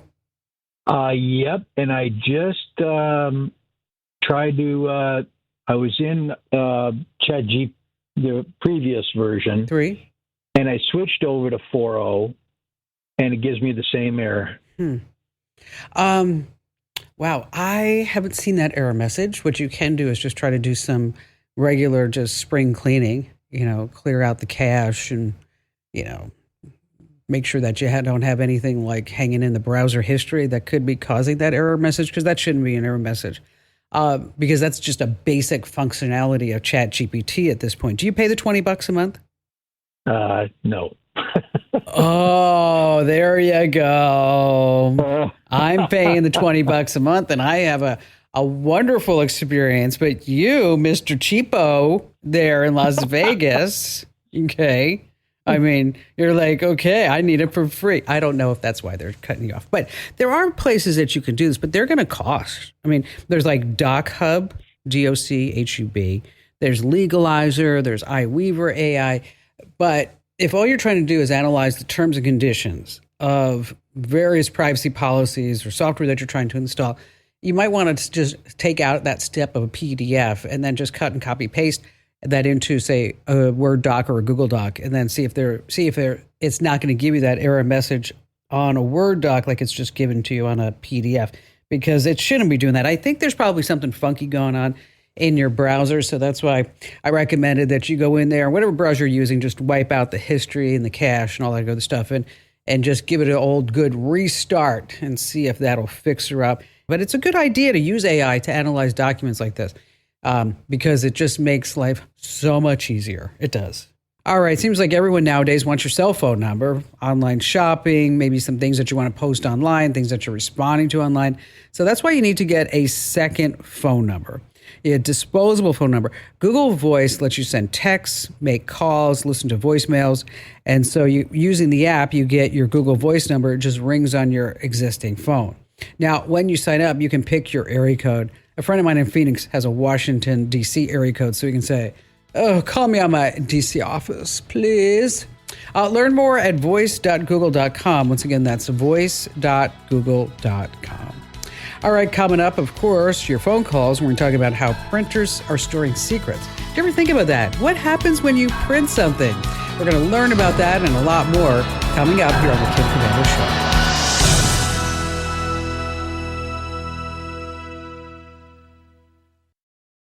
This episode is brought to you by LinkedIn. Healthcare professionals can lead their careers with LinkedIn. Discover jobs by specialty, preferred shifts, and even desired salary. From mental health therapists to radiology technicians, it's now faster and easier for healthcare professionals to find the right fit. Learn more at linkedin.com/healthcare. Side effects may include faster job placement, improved work-life balance, and increased career satisfaction. All right, coming up, we're going to talk about how you can make sure that you look your best in all your holiday pictures. What's going on with printers when you print something? Is it keeping it? Is it sending it someplace else on the internet? You're going to be surprised at that. And before we talk about that and we take your calls, have you ever noticed those countdown timers on shopping websites just ticking away as if time is running out? Time is not actually limited. They're called dark patterns. These are sneaky website design techniques that online marketplaces use to make you buy more. And let me tell you, they're everywhere. If you ever added something to your cart while shopping online, only to find these extra items just plopped right in, sneaky, then hidden costs, taxes, service charges, some additional fees. Then they only reveal these costs during checkout. It's all intentional. So I want you to make sure that you stay on your toes. And if you feel any pressure to buy, it's all being done on purpose. Let's see. Morgan in Wichita, Kansas. Hi there, Morgan. Hi. Welcome. Yeah, thanks for having me on and taking our question. What's going on? Well, we are kind of dabbling in our own marketing, especially over Facebook. We've heard of something called like purchasing Facebook ads. We've been sponsoring our own Facebook ads, but what is the difference and which would be more beneficial? What are you guys selling? We're a jewelry store. Okay, perfect. And then are you looking for foot traffic, website traffic, sales during Christmas, all the above? All of the above. Really getting new people in the door is what. Okay, so we want to get somebody to come into the store. Okay. Right. All right. So you have different type of ads that you can buy on Facebook. The big advantage to Facebook ads, and I spend probably $2,000 a day in Facebook ads. Okay. Okay. And so you have to be really, really, really particular about the parameters that you put on Facebook ads. And the more specific that you can get, the better quality lead that you're going to get in return. And then, of course, you want to make sure that when they click to your site that you're tracking them via that metapixel. So there are all these different little nuances that you need to keep in mind, or else you can just waste so much money. You can, and not even realize it. Especially if you give them your credit card and they just keep banging that, you don't set any limits. You know what I mean? So you start with the objective, which is what you talked about. You want lead generation. Okay. Then you start creating who is your perfect audience. Is it male, female? What's their age? Do they have kids? Do they live in this certain zip code? Do they, if you can figure out, do they hang out also at, I don't know, HGTV or different characteristics? Okay. Maybe they have jewelry as a hobby or something like that. Okay. And then you've got different types of placements. I think the biggest thing that you can waste money on are those boosted posts. Okay. Okay. All that shows is one specific post that you made, and then you're going to show it to more people. But it's not as effective as really targeting who that person is that you want to come into your door. I mean, you can even say what their annual income is. Okay. And then because that'll tell you like, okay, yeah, this person is going to afford a Rolex or a diamond or whatever it may be that you're trying to sell. Okay. And so with Facebook ads, you can get super granular and you can set specific objectives, and then you can track this person to see if in fact, if they saw the ad, maybe you have to give them some type of special. Maybe it's like, a free jewelry cleaning, something to get them in the door. Okay. Everybody has jewelry that looks like crap. Okay. So think of something that you could do to get them in, even if it's, something free always works, or 10% or 20% off. And so you set up your ads, you set them up and then you start creating the ads. And creative is really super important. The good news is that in Facebook's back end, you can see what other ads people are running and kind of figure out what their results are. So there's a bit of a science to all of this, but the real thing is continuity, and that you pay close attention to the money that you're spending. And for some reason, I don't know why, is that one of the ads that seems to be working really well for us now to get new newsletter subscribers is any ad that has aluminum foil in it. I have no idea why. If you want to look at our ads, you can if you're on Facebook and you're in the ad manager, is that you'll see like a Amazon Echo with a piece of aluminum foil or a phone with aluminum foil. It's like, that has like the highest click-through rate. So you want to be able to test, and also make sure that you're always really tracking any results. And if you can, figure out the lifetime value of that customer, because then that'll tell you how much that ad is worth. So like, for example, if the lifetime value of your customer is maybe $10, then maybe it's okay if you spend $1.50 or $2 per person to get them in the door. Those are your numbers that you need to figure out, but never do the boost. Always do just Facebook ads. Just a reminder, radio advertising works. It does. And so if you have a local company that you are trying to advertise, yeah, you can do Facebook ads. but nothing's going to beat somebody like me in your hometown, in your marketplace, talking about how wonderful your jewelry store is, how great that it is to deal with you. Your customer service is tops. You know where I'm going. It's called endorsement radio, sometimes influencer marketing through radio. So give your local radio station a call and say, hey, I want to buy some ads. And I bet you're going to see phenomenal results. It's time now for our health tip brought to you by buyoptimizers.com/Kim. All right, everyone wants to look back at those holiday photos and feel good. But do you know the best selfie angle? If not, you take 9 selfies. First, look straight at the camera, take 3 pics. And then one with the camera from the right above your face, one from above, one from below.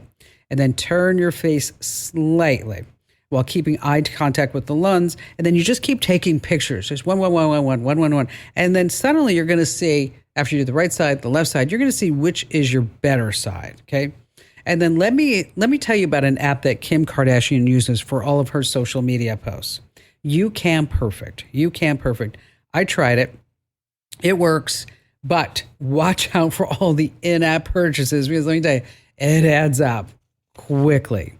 All right, still to come, printers are storing your secrets. You need to know this. You're on the Kim Komando Show.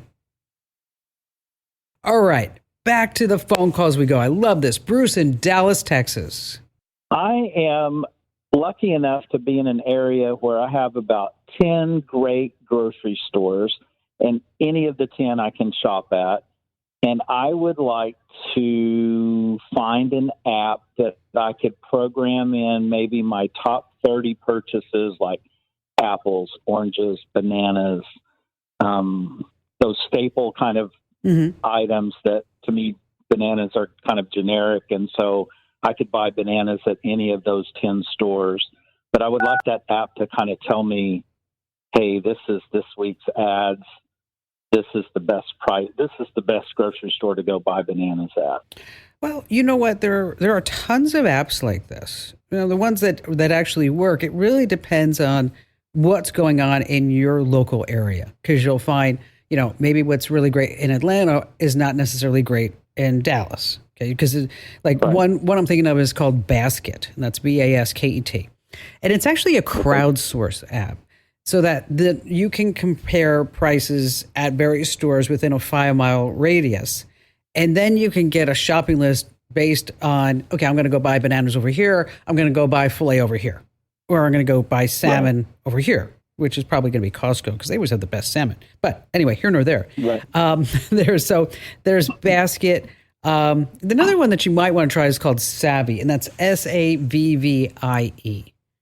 And again, you're going to create the shopping list, and then it's going to find the stores with the best prices, and just kind of do the whole thing. Another one that you might want to use, but it's probably not for you because you like to go to the stores. I can tell you like that, don't you? Yeah, I like in person, not online so much. Not because like fresh food. Yeah, because if you go like to Instacart. They let you shop online at the various grocery stores and you can see promotions and things like that.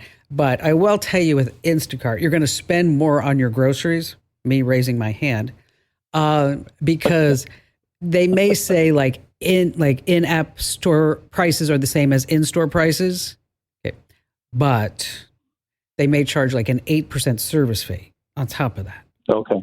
So that's why Instacart, if you're ever trying to save money, that's probably not the place to do. The only thing that Instacart actually may save you money is that I did go to Costco on Saturday, and I really only wanted to go in to buy salmon. That was the only thing that I really needed.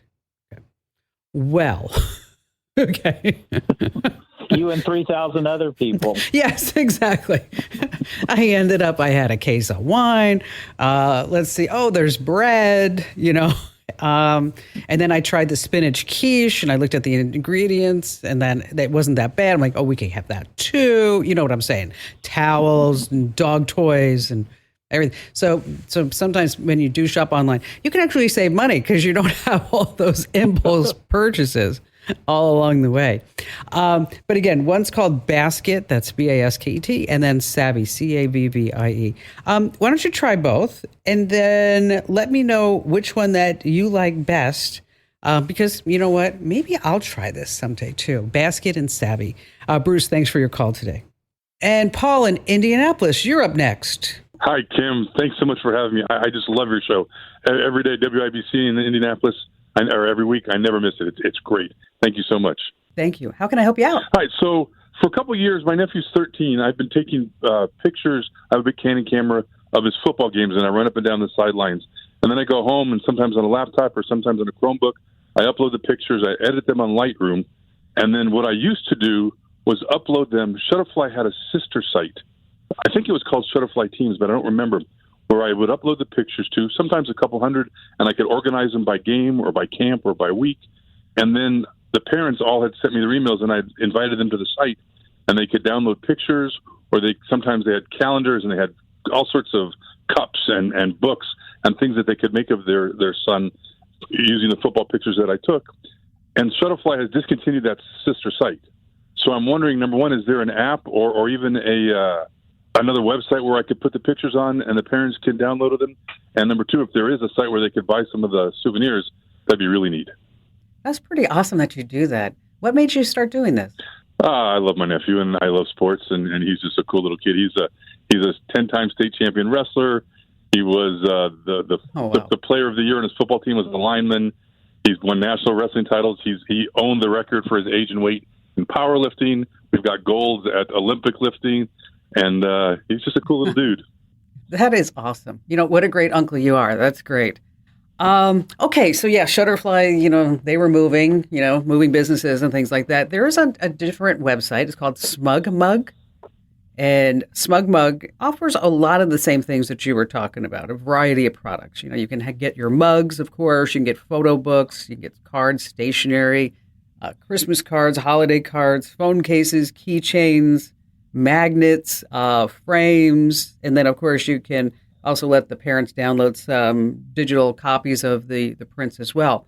But it does cost. It costs $13 a month, but you get unlimited storage, and then they have a lot of privacy controls, and it does work with Lightroom seamlessly. So I think you're really going to love that. So check out SmugMug. Another site, in case you want to check it out, it's called Zenfolio. I don't know where these names come from, Paul, but that's just the way it is. Again, it's called Zenfolio, and they do pretty much the same thing. I guess apparently, they weren't making a lot of money off of this. And if you really wanted to go full board and not necessarily worry about sharing the photos, you can always make them available on, for example, Cafe Press, which is also pretty interesting. And Amazon also allows you to sell some of these goods if you wanted to as well by just uploading a photo. Like, let's say you wanted to make just like the team logo or the team mascot or something available on any team shirt, or just maybe the whole team available as a book. You could actually sell that on Amazon too, which a lot of people don't realize. But I think what you're looking for is really SmugMug. And then again, Zenfolio would be the option at that point. But what a great thing that you're doing. And I'm telling you, what a wonderful uncle you are. I mean, gosh, this kid's never going to forget you forever.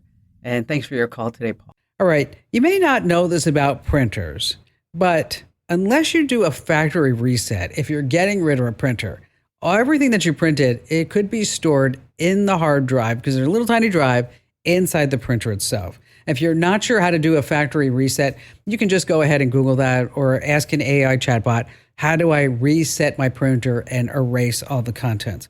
Now, if you're using FedEx or Staples or any of those printing services, just know that their policies say that they can collect user uploaded information.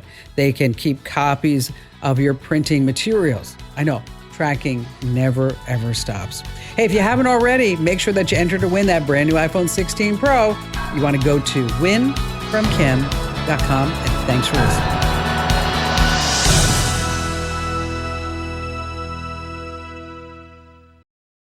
This episode is brought to you by Progressive Commercial Insurance. Business owners, meet Progressive Insurance.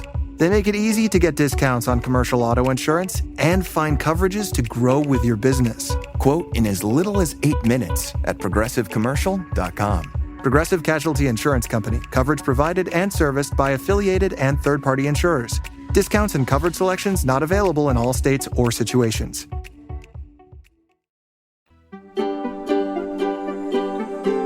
Thanks for listening to The Kim Komando Show.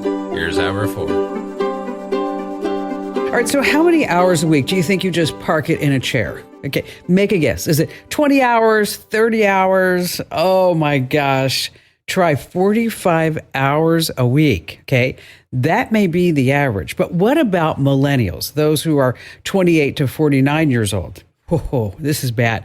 They're clocking 60 hours a week sitting down, 60 hours a week. Of course, this raises the risk of heart and circulatory problems. And so what you want to do is maybe stand up. But wait, no, there was another survey that said if you have one of those standing desks, that's just as bad as sitting. So what do you need to do? Come on, say it with me. You gotta move it, move it. That's right. Good luck with that one. Hey, on that happy note, welcome. I'm Kim Komando, America's digital goddess, here with you once again, making sure that you are always tech ahead and never left tech behind. And you have just tapped into the biggest show, the best show, the most trusted source about all things digital. And you can find my award-winning show on over 420 top stations throughout the United States. And of course, we're streaming in your favorite radio app. Just search for my last name, Komando, with a K, of course. And now, oh, this is so great. You can find the Kim Komando Show as a podcast in your favorite podcast player. And a big hello and salute goes out to all of our listeners on the American Forces Network Radio, reaching over 375,000 service members, serving in 175 countries. Wow. And 200 ships at sea. Yeah, they also get the Kim Komando Show. And great sponsors always help to make this show possible. And as I'm giving out these money-saving deals and promo codes and addresses, and if you're like, oh, what was that? You just need to go to one spot, and that's komando.com/sponsors. And I know you have at least, 1 to 12 questions about something digital that's happening in your life. And, you just can't trust AI, but you can always trust me. And that's why our T-Mobile Unlimited listener line is now open at 1-888-825-5254. Alrighty, then every single day I just dive into at least 35, sometimes 45 or even 50 different sources to make sure that we're both up to date on what's going on in the tech world. And here are the top 5 things you need to know about right now.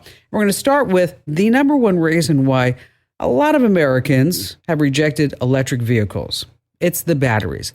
Limited range, hard to find recharging stations. And then when you get there, you have lines and then long recharging times. But Toyota says, life is going to be different. We're going to change this because lithium-ion batteries have all but killed the EVs in the United States. Batteries are unstable. They catch fire. They're impossible to extinguish. So here comes Toyota. They say, yeah, we have a solid-state battery that's less dense and more stable than lithium-ion batteries. Okay, now before you sit there and go, oh, Kim, this is so boring. How can you be talking about batteries? This is actually something big. This is something you're going to want to share with your family members and friends because the solid-state battery is lighter and takes only about half the time to charge. But the real breakthrough, that on a full charge, a solid-state battery, are you ready for it? Can get almost 800 miles on a single charge. Yes, 800 miles. So that's why it's exciting sometimes to talk about batteries. All right. Maybe not that much. All right, let's talk about artificial intelligence. From what it learns, it later plagiarizes. But what happens when AI just runs out of human-generated content, right? Listen to this. If AI needs research but has exhausted all the human-generated material, some of these large language models, they're called LLMs for short, talking about like those ones from OpenAI and Google and Microsoft, they begin using what's called synthetic data. Okay, synthetic data, that's just a fancy phrase for research created by AI itself. But much of it is far-fetched, wrong, they hallucinate. And so just one more reminder, never turn your back on AI. Always check carefully what it says. And be ready to pull the plug. Moving on to number 3, is America's biggest grocery store chain about to begin charging based on your income? What? Yeah. Kroger is the nation's biggest grocery chain. It owns a slew of them, talking about Fry's and Ralph's and Harris Teeter, Pick and Save, and a whole bunch more.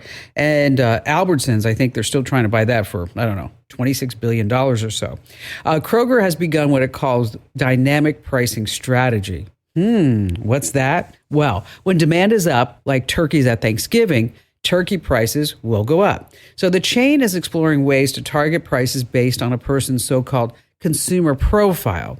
And it's collaborating with an AI company called Intelligence Node to do this. So, bottom line here, some customers may be charged more based on their shopping habits and their ability to pay. So, like, for example, if you buy expensive luxury items, like maybe a better cut of steak, like a filet, you buy more expensive wines, you may pay more for other items simply because you can. Wow. Isn't that something? Moving on to number 4. Oh man, cyber kidnapping. It's on the rise. It's frightening thousands and it's stealing millions. And I just want to remind you about this. So let's say your phone rings. It's a familiar number. It's your son, your daughter, your spouse, your partner. And when you answer, a menacing voice tells you that they have kidnapped your loved one. And if you want them back, you better send them some money. But it gets worse. You hear your loved one plead with you, please, please, please send the money. They're hurting me. You get a photo of them in chains. You watch a video of them crying. So what are you going to do? You wire a large sum of money to the kidnappers and you wait. You wait. Hours go by. The money's gone. And then you discover later that no one was in danger. Everything was all AI generated. So if this happens to you, call your loved one first or find someone who can check on them. Kidnappers rarely call from a victim's phone. It's just too easy to trace. And finally, this coming in at number 5, at least 2 generations have no concept of a world before texting and social media and smartphones and video games and streaming and AI. But Gen Z has discovered what America has first discovered in the early 1950s. You ready for it? Free TV. Yeah. So we abandoned cable and satellite. They deserved it. High prices. They just had snotty service. And then we went to Hulu and Disney and Apple and Paramount and Prime, and it goes on and on and on. And now we're finding that we're paying more for all this than we did in cable.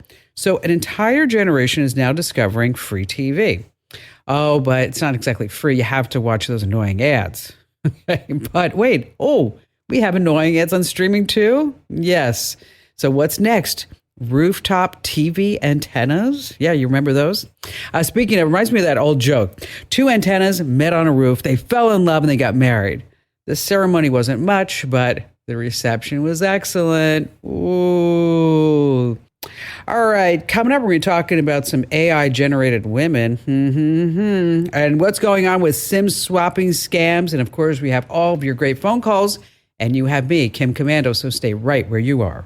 Hey, I'm giving away a brand new iPhone 16 Pro with Apple Intelligence. And I know you should win this. You definitely need to win this. But how do you win it? You go to winfromkim.com, and that's where you enter. No purchase required, by the way. That's winfromkim.com, winfromkim.com.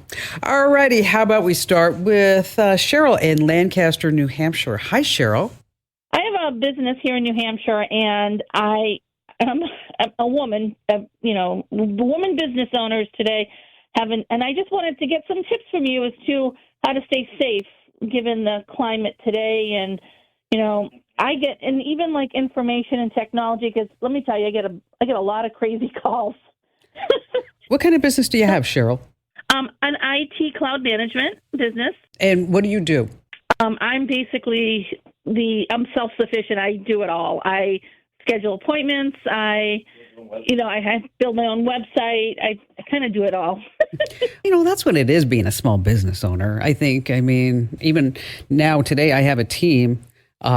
There's still a lot of stuff that I do. I'm like, really? Changing light bulbs and, getting ready for shows and making sure, that the gates are working. And it's just, the list just goes on and on. I think but I think you need to have a certain personality for this. It sounds like you do. I know that I do. It's like, I think if I just did one thing all day long, I would be incredibly bored. Oh my gosh, I would be. I need to be doing multi things. I can't just do one thing all day. I would go crazy. Now, when you're talking about staying safe, in what regard? Just even like technology, as well as like phone calls. Like I'm trying to hire people for my business to help, so I can get some help. And I put a job posting out there. I've talked to people as as I go about my day. And, you get a lot of people that say, oh, yeah, I'm interested. I give them my card. They call me. I have an interview with them, and then, they say, yeah, I think they're great. I hire them, and then they don't show up, or they start getting all weirded out on me. One guy actually, one guy tried to almost, he didn't, he was like calling me and at weird hours. I'm like, dude, this is not going to work. Hiring people is really tough. I started this business 25 years ago. I have no debt. I have no investors. And it becomes a real challenge to find people who are genuinely talented, that have a work ethic, and they may have, and you want them to have the same passion for their job as you have as the company owner. And sometimes I think our expectations are a little too high. So what I have found over the years is I kind of lower the bar just a little bit, so I become pleasantly surprised. And I think also my management style has changed over the years as well. But hiring somebody and finding somebody, it's really very difficult. I mean, we have job openings now that we've had for 8 weeks. Okay? Oh, wow. Where I have interviewed various people. And before they get to me, Cheryl, they have to go through 2 other levels. And over the last 6 to 8 weeks, I think I've interviewed 4 people. Now, keep in mind, they've gone through 2 other levels, and I've turned down 3 of them because I didn't like certain responses. But what I have found is that the way that we're doing it now, I think, is really beneficial, is that we have people fill out a standard application online. If they won't complete the application online, then they don't want the job enough, because the application is a supplement to their resume. But in addition to that, the application, they have to give you permission, and they give us permission to check their references, that they haven't been convicted of a felony, that everything that they're telling us is 100% true. Okay. And it varies from state to state, but this is what we do in the state of Arizona. Okay. Then we have a 15-minute interview with them, no more than 15, 20 minutes. And then we give them a test. The test is of whatever the skill that they're going to be doing. Okay. Okay. And so, like, if it's somebody who's applying for social media, we'll say you need to write 3 social media posts about this. You need to do a reel. You need to do a short. You need to come up with some type of campaign that's going to generate more followers, okay, whatever it may be. If they're applying to work in video, we're going to give them a video task. If audio, an audio task. Marketing, sales, you see where I'm going. Okay, so now they go through the test. Okay, now you've already weeded out the people who aren't motivated because they didn't fill out the application and they didn't want to do the test, or they did the test half. You know what I'm talking about? Yeah. Okay. All right. Okay. So now it comes. Now you have to have them explain the test results to you, because you want to make sure that they did the test, or you can have them do the test in your premise, in front of you, or at least in a conference room. Okay. Then you're going to do a background check, verify all their past employments, their education. That's really important because a lot of people don't do that. So they put anything down on their resume. Okay. And you look at their LinkedIn profile, you Google search their name, look at their Instagram page. Okay. I mean, there was somebody who was pretty well in the process, and I said, I wonder what they're doing. And then I find on their Instagram page that they hate the police. Okay, well, okay, that's not good for me. Okay. There was somebody else who was pretty far into the interview process, and they had an OnlyFans page. Okay, not in congruence with our morals and values here at the show. Okay, so it's it's very difficult, and especially because a lot of people are employed.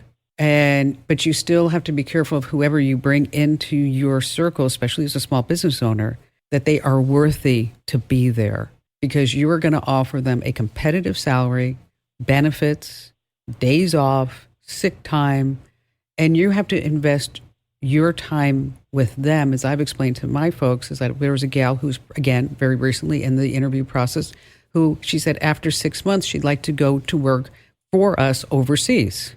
I'm like, nope, that's not part of the thing, I'd like to go work out of Paris too, but not me.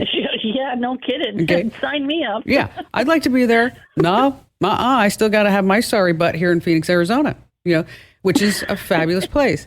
And then professional networks, if you can come up with, if there's any business groups, you know, and you may want to have a lawyer bring up some non-disclosure agreements, legal contracts. You know, it all has to comply to your state. So does that help you out? It sure does.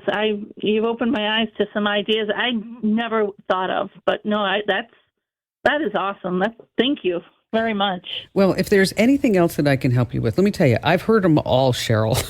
I bet you have. I've heard all the stories. Oh I mean, and I've interviewed all kinds of people. Yeah, I don't want to go into it here. So if I can lend a hand, just let me know. I'm always here for you. All right, Gen Zers, the career of the future. Are you ready for it? Influencer. That's right. They're actually going to universities now that are offering college degrees on how to be a social media influencer. Okay. Oh my gosh. Really? Yeah, that's right. Hard to believe it. Yes. Let me tell you, it's like being a football quarterback. Only a few folks make it, so always make sure that you have a backup. All right, still to come, we're talking about AI-generated women who are after your hearts and your money here on the Kim Komando Show.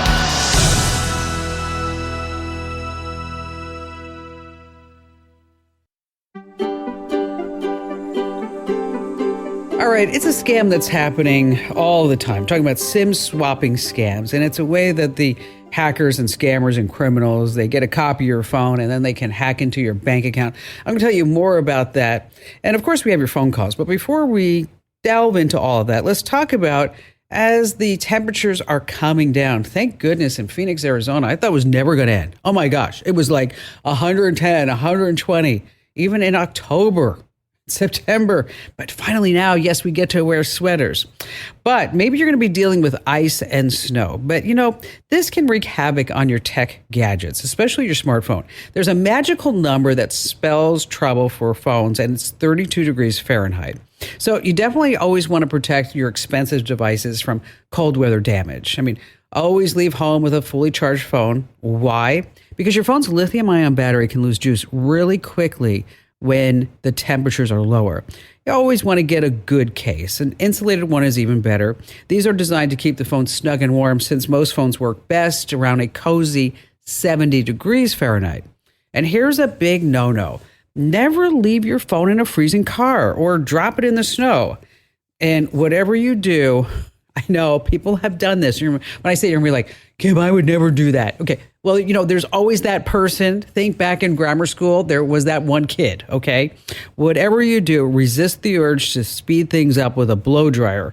Or worse yet, put it in a microwave oven. Yeah, that's also a big no-no. All right, let's see. John in Tyler, Texas. Hi, John. Well, first, I'm a relatively new listener, found your podcast not too long ago and really enjoying that. Oh, thank you. And, of course, the tech tips are great, but your jokes are even better because, you know, not to throw you under the bus, but, you know, when I tell a joke and it's really bad, I get to say, well, at least it's not as. And so thank you for that. I really appreciate that. At least it's not as bad as Kim's jokes. I get it. Well, I didn't actually say that out loud. Okay. Yes, thank you. So I'm calling about security with passwords and such. Okay. The issue is helping my mother, who's in her early 80s, keep track of passwords. She's got a list that she writes them down on. She has a spreadsheet on a computer, and she has Dashlane. And my brother and I have been trying to get her to do Dashlane, but she says it's confusing, and so she doesn't use it much. So then she has to change her passwords, and she forgets to write them down, and so on and so forth. And then an additional kind of related question is like to get info about passwords versus pass keys, and also using like an authenticator app for two-factor authentication. Okay, so let's talk about Mom. What does Mom have? What is she using? She has an iPhone, probably 12 or 13, and then she uses a Windows PC. Why is she still on a Windows PC? Because, you know, that's the way it's always been, I guess. I don't have a great answer for that. Because, see, here's my thing. Is I don't think any older adult should be on a Windows PC because tech support scams are the number one scams targeting older adults. And she's liable to get a pop-up, and then she's going to click. And maybe she's not. I don't know. But I just think that it's a hassle. But if she feels comfortable and she's not clicking anywhere, not giving anybody any money, then as long as you keep an eye on it. But I'm always worried about the tech support scams, especially like somebody like Googling Microsoft tech support and then getting, taken advantage of because, somebody's in their computer and then they get copies of all their passwords and they enter their bank account. I just have heard this so many times. So that's what worries me. Okay. As far as on her passwords, I mean, like you said, she has a spreadsheet, she has Dashlane. Obviously she doesn't want to use Dashlane because she keeps going back to the spreadsheet, right? Right. So I was hoping there might be a easier to use product, maybe a product that has some fairly simple how-to videos that she could watch, something of that nature. Well, Dashlane's pretty easy. It's not that hard to do, and they've got a lot of tutorials. And she's keeping it all in a spreadsheet. So probably because this way, at some point, she knows that, she's going to have to, you guys are going to have to access those passwords. I mean, if your mom was like anything like my mom, I mean, very practical. Okay. I'm putting them here. So this way you can get into my accounts if you need to. Okay. Right. I went through this with my mom. As a matter of fact, I tried Dashlane with her. That's why I know it's easy to use. Okay. But I could not get her to do it. Okay. She had spreadsheets too, and she would forget to do it. And so what I found, and this is going to sound really crazy, John, is best kind, yeah. Is that I went old school with her because that's what she is. That's what she was. Okay. Yeah. And my mother was one of the developers of the Unix operating system, just to let you know. Wow. I mean, remember a long time ago you'd call 411? Oh, yeah. Okay, that was my mother's design. My mother did that. Okay. Wow, well, can't anymore, but thank you. No, and so I'm telling you this because she was computer literate. I mean, she was. I mean, this was her background. This is why I am doing what I do, because she passed the baton on. Okay. That what I found is I got rid of the Windows PC and I got her an iPad, and she was a lot happier for that, by the way, because she didn't have to deal with system updates and everything. She could still check her fidelity and see the 401k, and she could go to Facebook and FaceTime and everything, just having a pad in front of her. But then when it came time for passwords, that's when I said, you know what, this is not working. This system that's not working, because when she couldn't remember a password is that she would get frustrated and then she would ask me for help. Okay. And then she would ask for it 3 times and, your security question. Sounds familiar. Yeah. Okay. So I said, you know what, let's try something new, because what we're doing right now is not working. And I went on Amazon and I bought her a $7. I told her this book costs $7. Okay. So this is not a crazy expense. Okay. And it's a password book. Okay. And when you change the password, it has it has A, B, C, D. And so when you change the password, you just scratch it out and you type your new password in. Just write it in. Okay. And that was her Bible. That was her password book. And she unfortunately was diagnosed with stage 4 pancreatic cancer. That's a horrible diagnosis. Oh, yeah. But that password book, when I had to take care of the estate, was a lifesaver for me, because I had everything that I needed right in that book. And she was religious about putting it in there because it was easier, I think, than the spreadsheet, than using Dashlane or whatever it might have been. It was just more realistic. It was more pragmatic. I mean, she was used to handwriting things. So pass keys are coming. Biometrics is coming. We're starting to see Google rolling it out and Apple's rolling it out. And, Microsoft is trailing a little bit behind in that whole realm. But try the password book. Just go on Amazon, buy a little password book, explain to her This is what, this is how it's going to be. It's like an old address book that you used to have, write people's phone numbers in, and they change phone number. You'd cross that out and you'd write in the new phone number. And I think, John, sometimes we just got to make it simple and not so techy, and it just works out best sometimes. Thanks for your call. All right, so you're so excited. You met a girl online. She's super beautiful. She's a stunner. And then you even had a quick video chat with her, and you're like, yeah, okay, I've done my due diligence. This is amazing. Thank you, God. I'm going to be falling in love. All right, here's the deal. Scammers are using AI-created women to target you on the dating apps. With these AI image generators, these fakes pop up faster than you can swipe right. And they can chat with you, they can video call with you, and they can even sweet talk you via text. And people are getting duped. And it's costing a lot more than just a few bad dates. We're talking like thousands and thousands of dollars. So if you're online dating right now, I want you to totally be on the lookout. Some telltale signs that you're talking to AI. The woman that you're speaking to has perfect features. But as you look a little bit closer, what's going on? Does she have an extra finger? Does she have 3 eyeballs? Are the earrings in the right places? And then you want to capture a picture of this and then do a reverse image search. And if everything feels like it's moving too quickly, it's just too extraordinary, and then she starts asking for money, you want to swipe left, like right now. All right, still to come, we have more of your phone calls as well as that warning about SIM swapping scams I need to tell you about here on the Kim Komando Show. Hey, listen, just a quick reminder is that over at youtube.com/Kim Komando, I know if you just can't get enough of me, you're going to love all the videos that we're putting out. I mean, for example, every Monday, Wednesday, Friday, we have Kim Komando Today. It's your fun podcast, as I like to say, about everything digital. We don't take calls. We just kind of, I don't know, it's like we're sitting around the kitchen table talking about all things tech.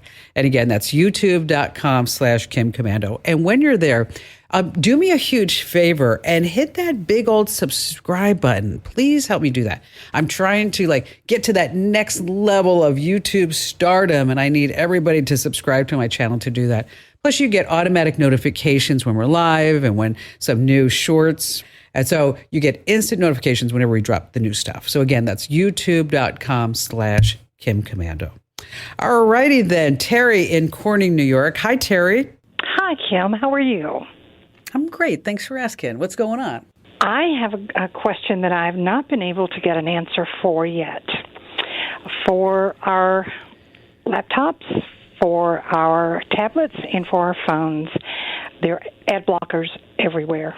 And I have them on my PC, and no ads, no commercials, no anything.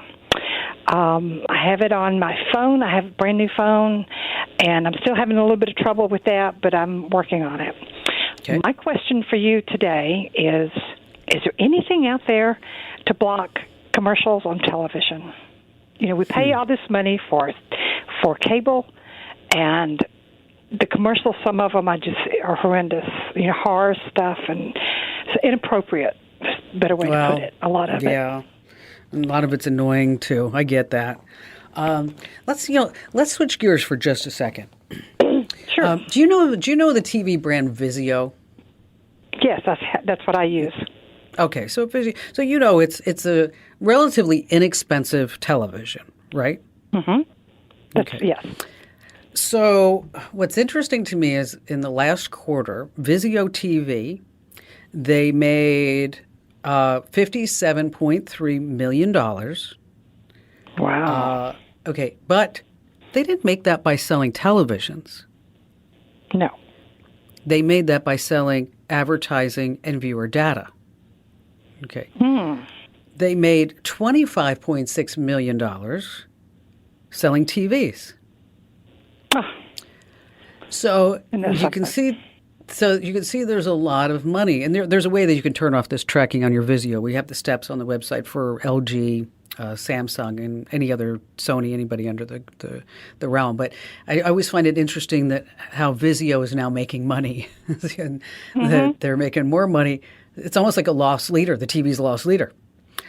Right, so exactly. When it comes time for content that's delivered via cable or satellite, it's difficult to block. And you have to remember that these networks are getting so much money from advertising revenue that supports the programming. And there's really no way to easily skip or block the ads unless, of course, you record the programming and you have a DVR. And then you can fast forward through the commercials and watch them later. Some cable companies give you the DVR. Otherwise, you can purchase a standalone DVR like a TiVo. But it's unlikely that the networks are ever going to give you a way to skip the commercials because that's how they're making their money. And they're giving you programming.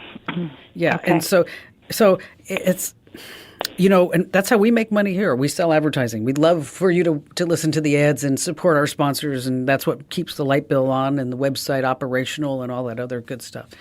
But when it comes to your TV, if you are concerned about, are you concerned about that tracking on your TV, Terry? Not really. What I just, like I called, we have Spectrum Cable. Mm-hmm. I called them and they said there's nothing that they can do. Oh, no, I'm not talking about blocking TVs. No. Are you concerned about that Vizio is keeping track of everything that you watch and how long you watch it and then selling that to who knows who? Of course I am, yes. Because the reason why I ask is that if you are, then what I'm going to do is when I put you on hold and say thank you for your call, is I'm going to make sure that we give you that link, that direct link, so that this way you can know the exact steps to take to turn off that tracking on your television. In case you're wondering like, oh, I didn't even know as I'm watching my TV, it's watching me. Is that we have all the instructions step by step for all the major TV makers over at commando.com. Just search for, TV tracking remove or something like that in the search box at the site. I'm sure that tip will pop up for you and for everybody else. And for Terry, we're going to go ahead and give you that link right now as I put you on hold. And thank you for your call. Oh, it's the old money train, Terry. That's what it is. Hey, just a quick reminder, if you're just too shy to come on a big-time radio show and podcast, I still want to get all of your questions. And so the best way for you to do that is to hit commando.com. There's a link at the top that says Ask Kim. All right, imagine this. You're checking your phone and suddenly it just stops working. You're like, what's going on? No calls in, no calls out. So then you're like, okay, what am I going to do? So you try to find a landline, you borrow somebody's phone, and you call your carrier. Then comes the shocker. They say, hey, your phone number has been moved to a brand new phone. But you're sitting there saying like, I didn't get a new phone. What's going on? It's called SIM swapping. What happens is scammers get your name and other personal details, including your phone number. Then they call up the carrier and they sweet talk them to switch your number to their phone. And then they get control. With access to your text, they can bypass two-factor authentication and get right into your bank account. So don't let this happen to you. Call your phone carrier and set up a unique passcode that has to be used for any changes on your account. Yeah, really important stuff. Hey, just a quick reminder, make sure that you do enter to win that new iPhone. Go over to winfromkim.com.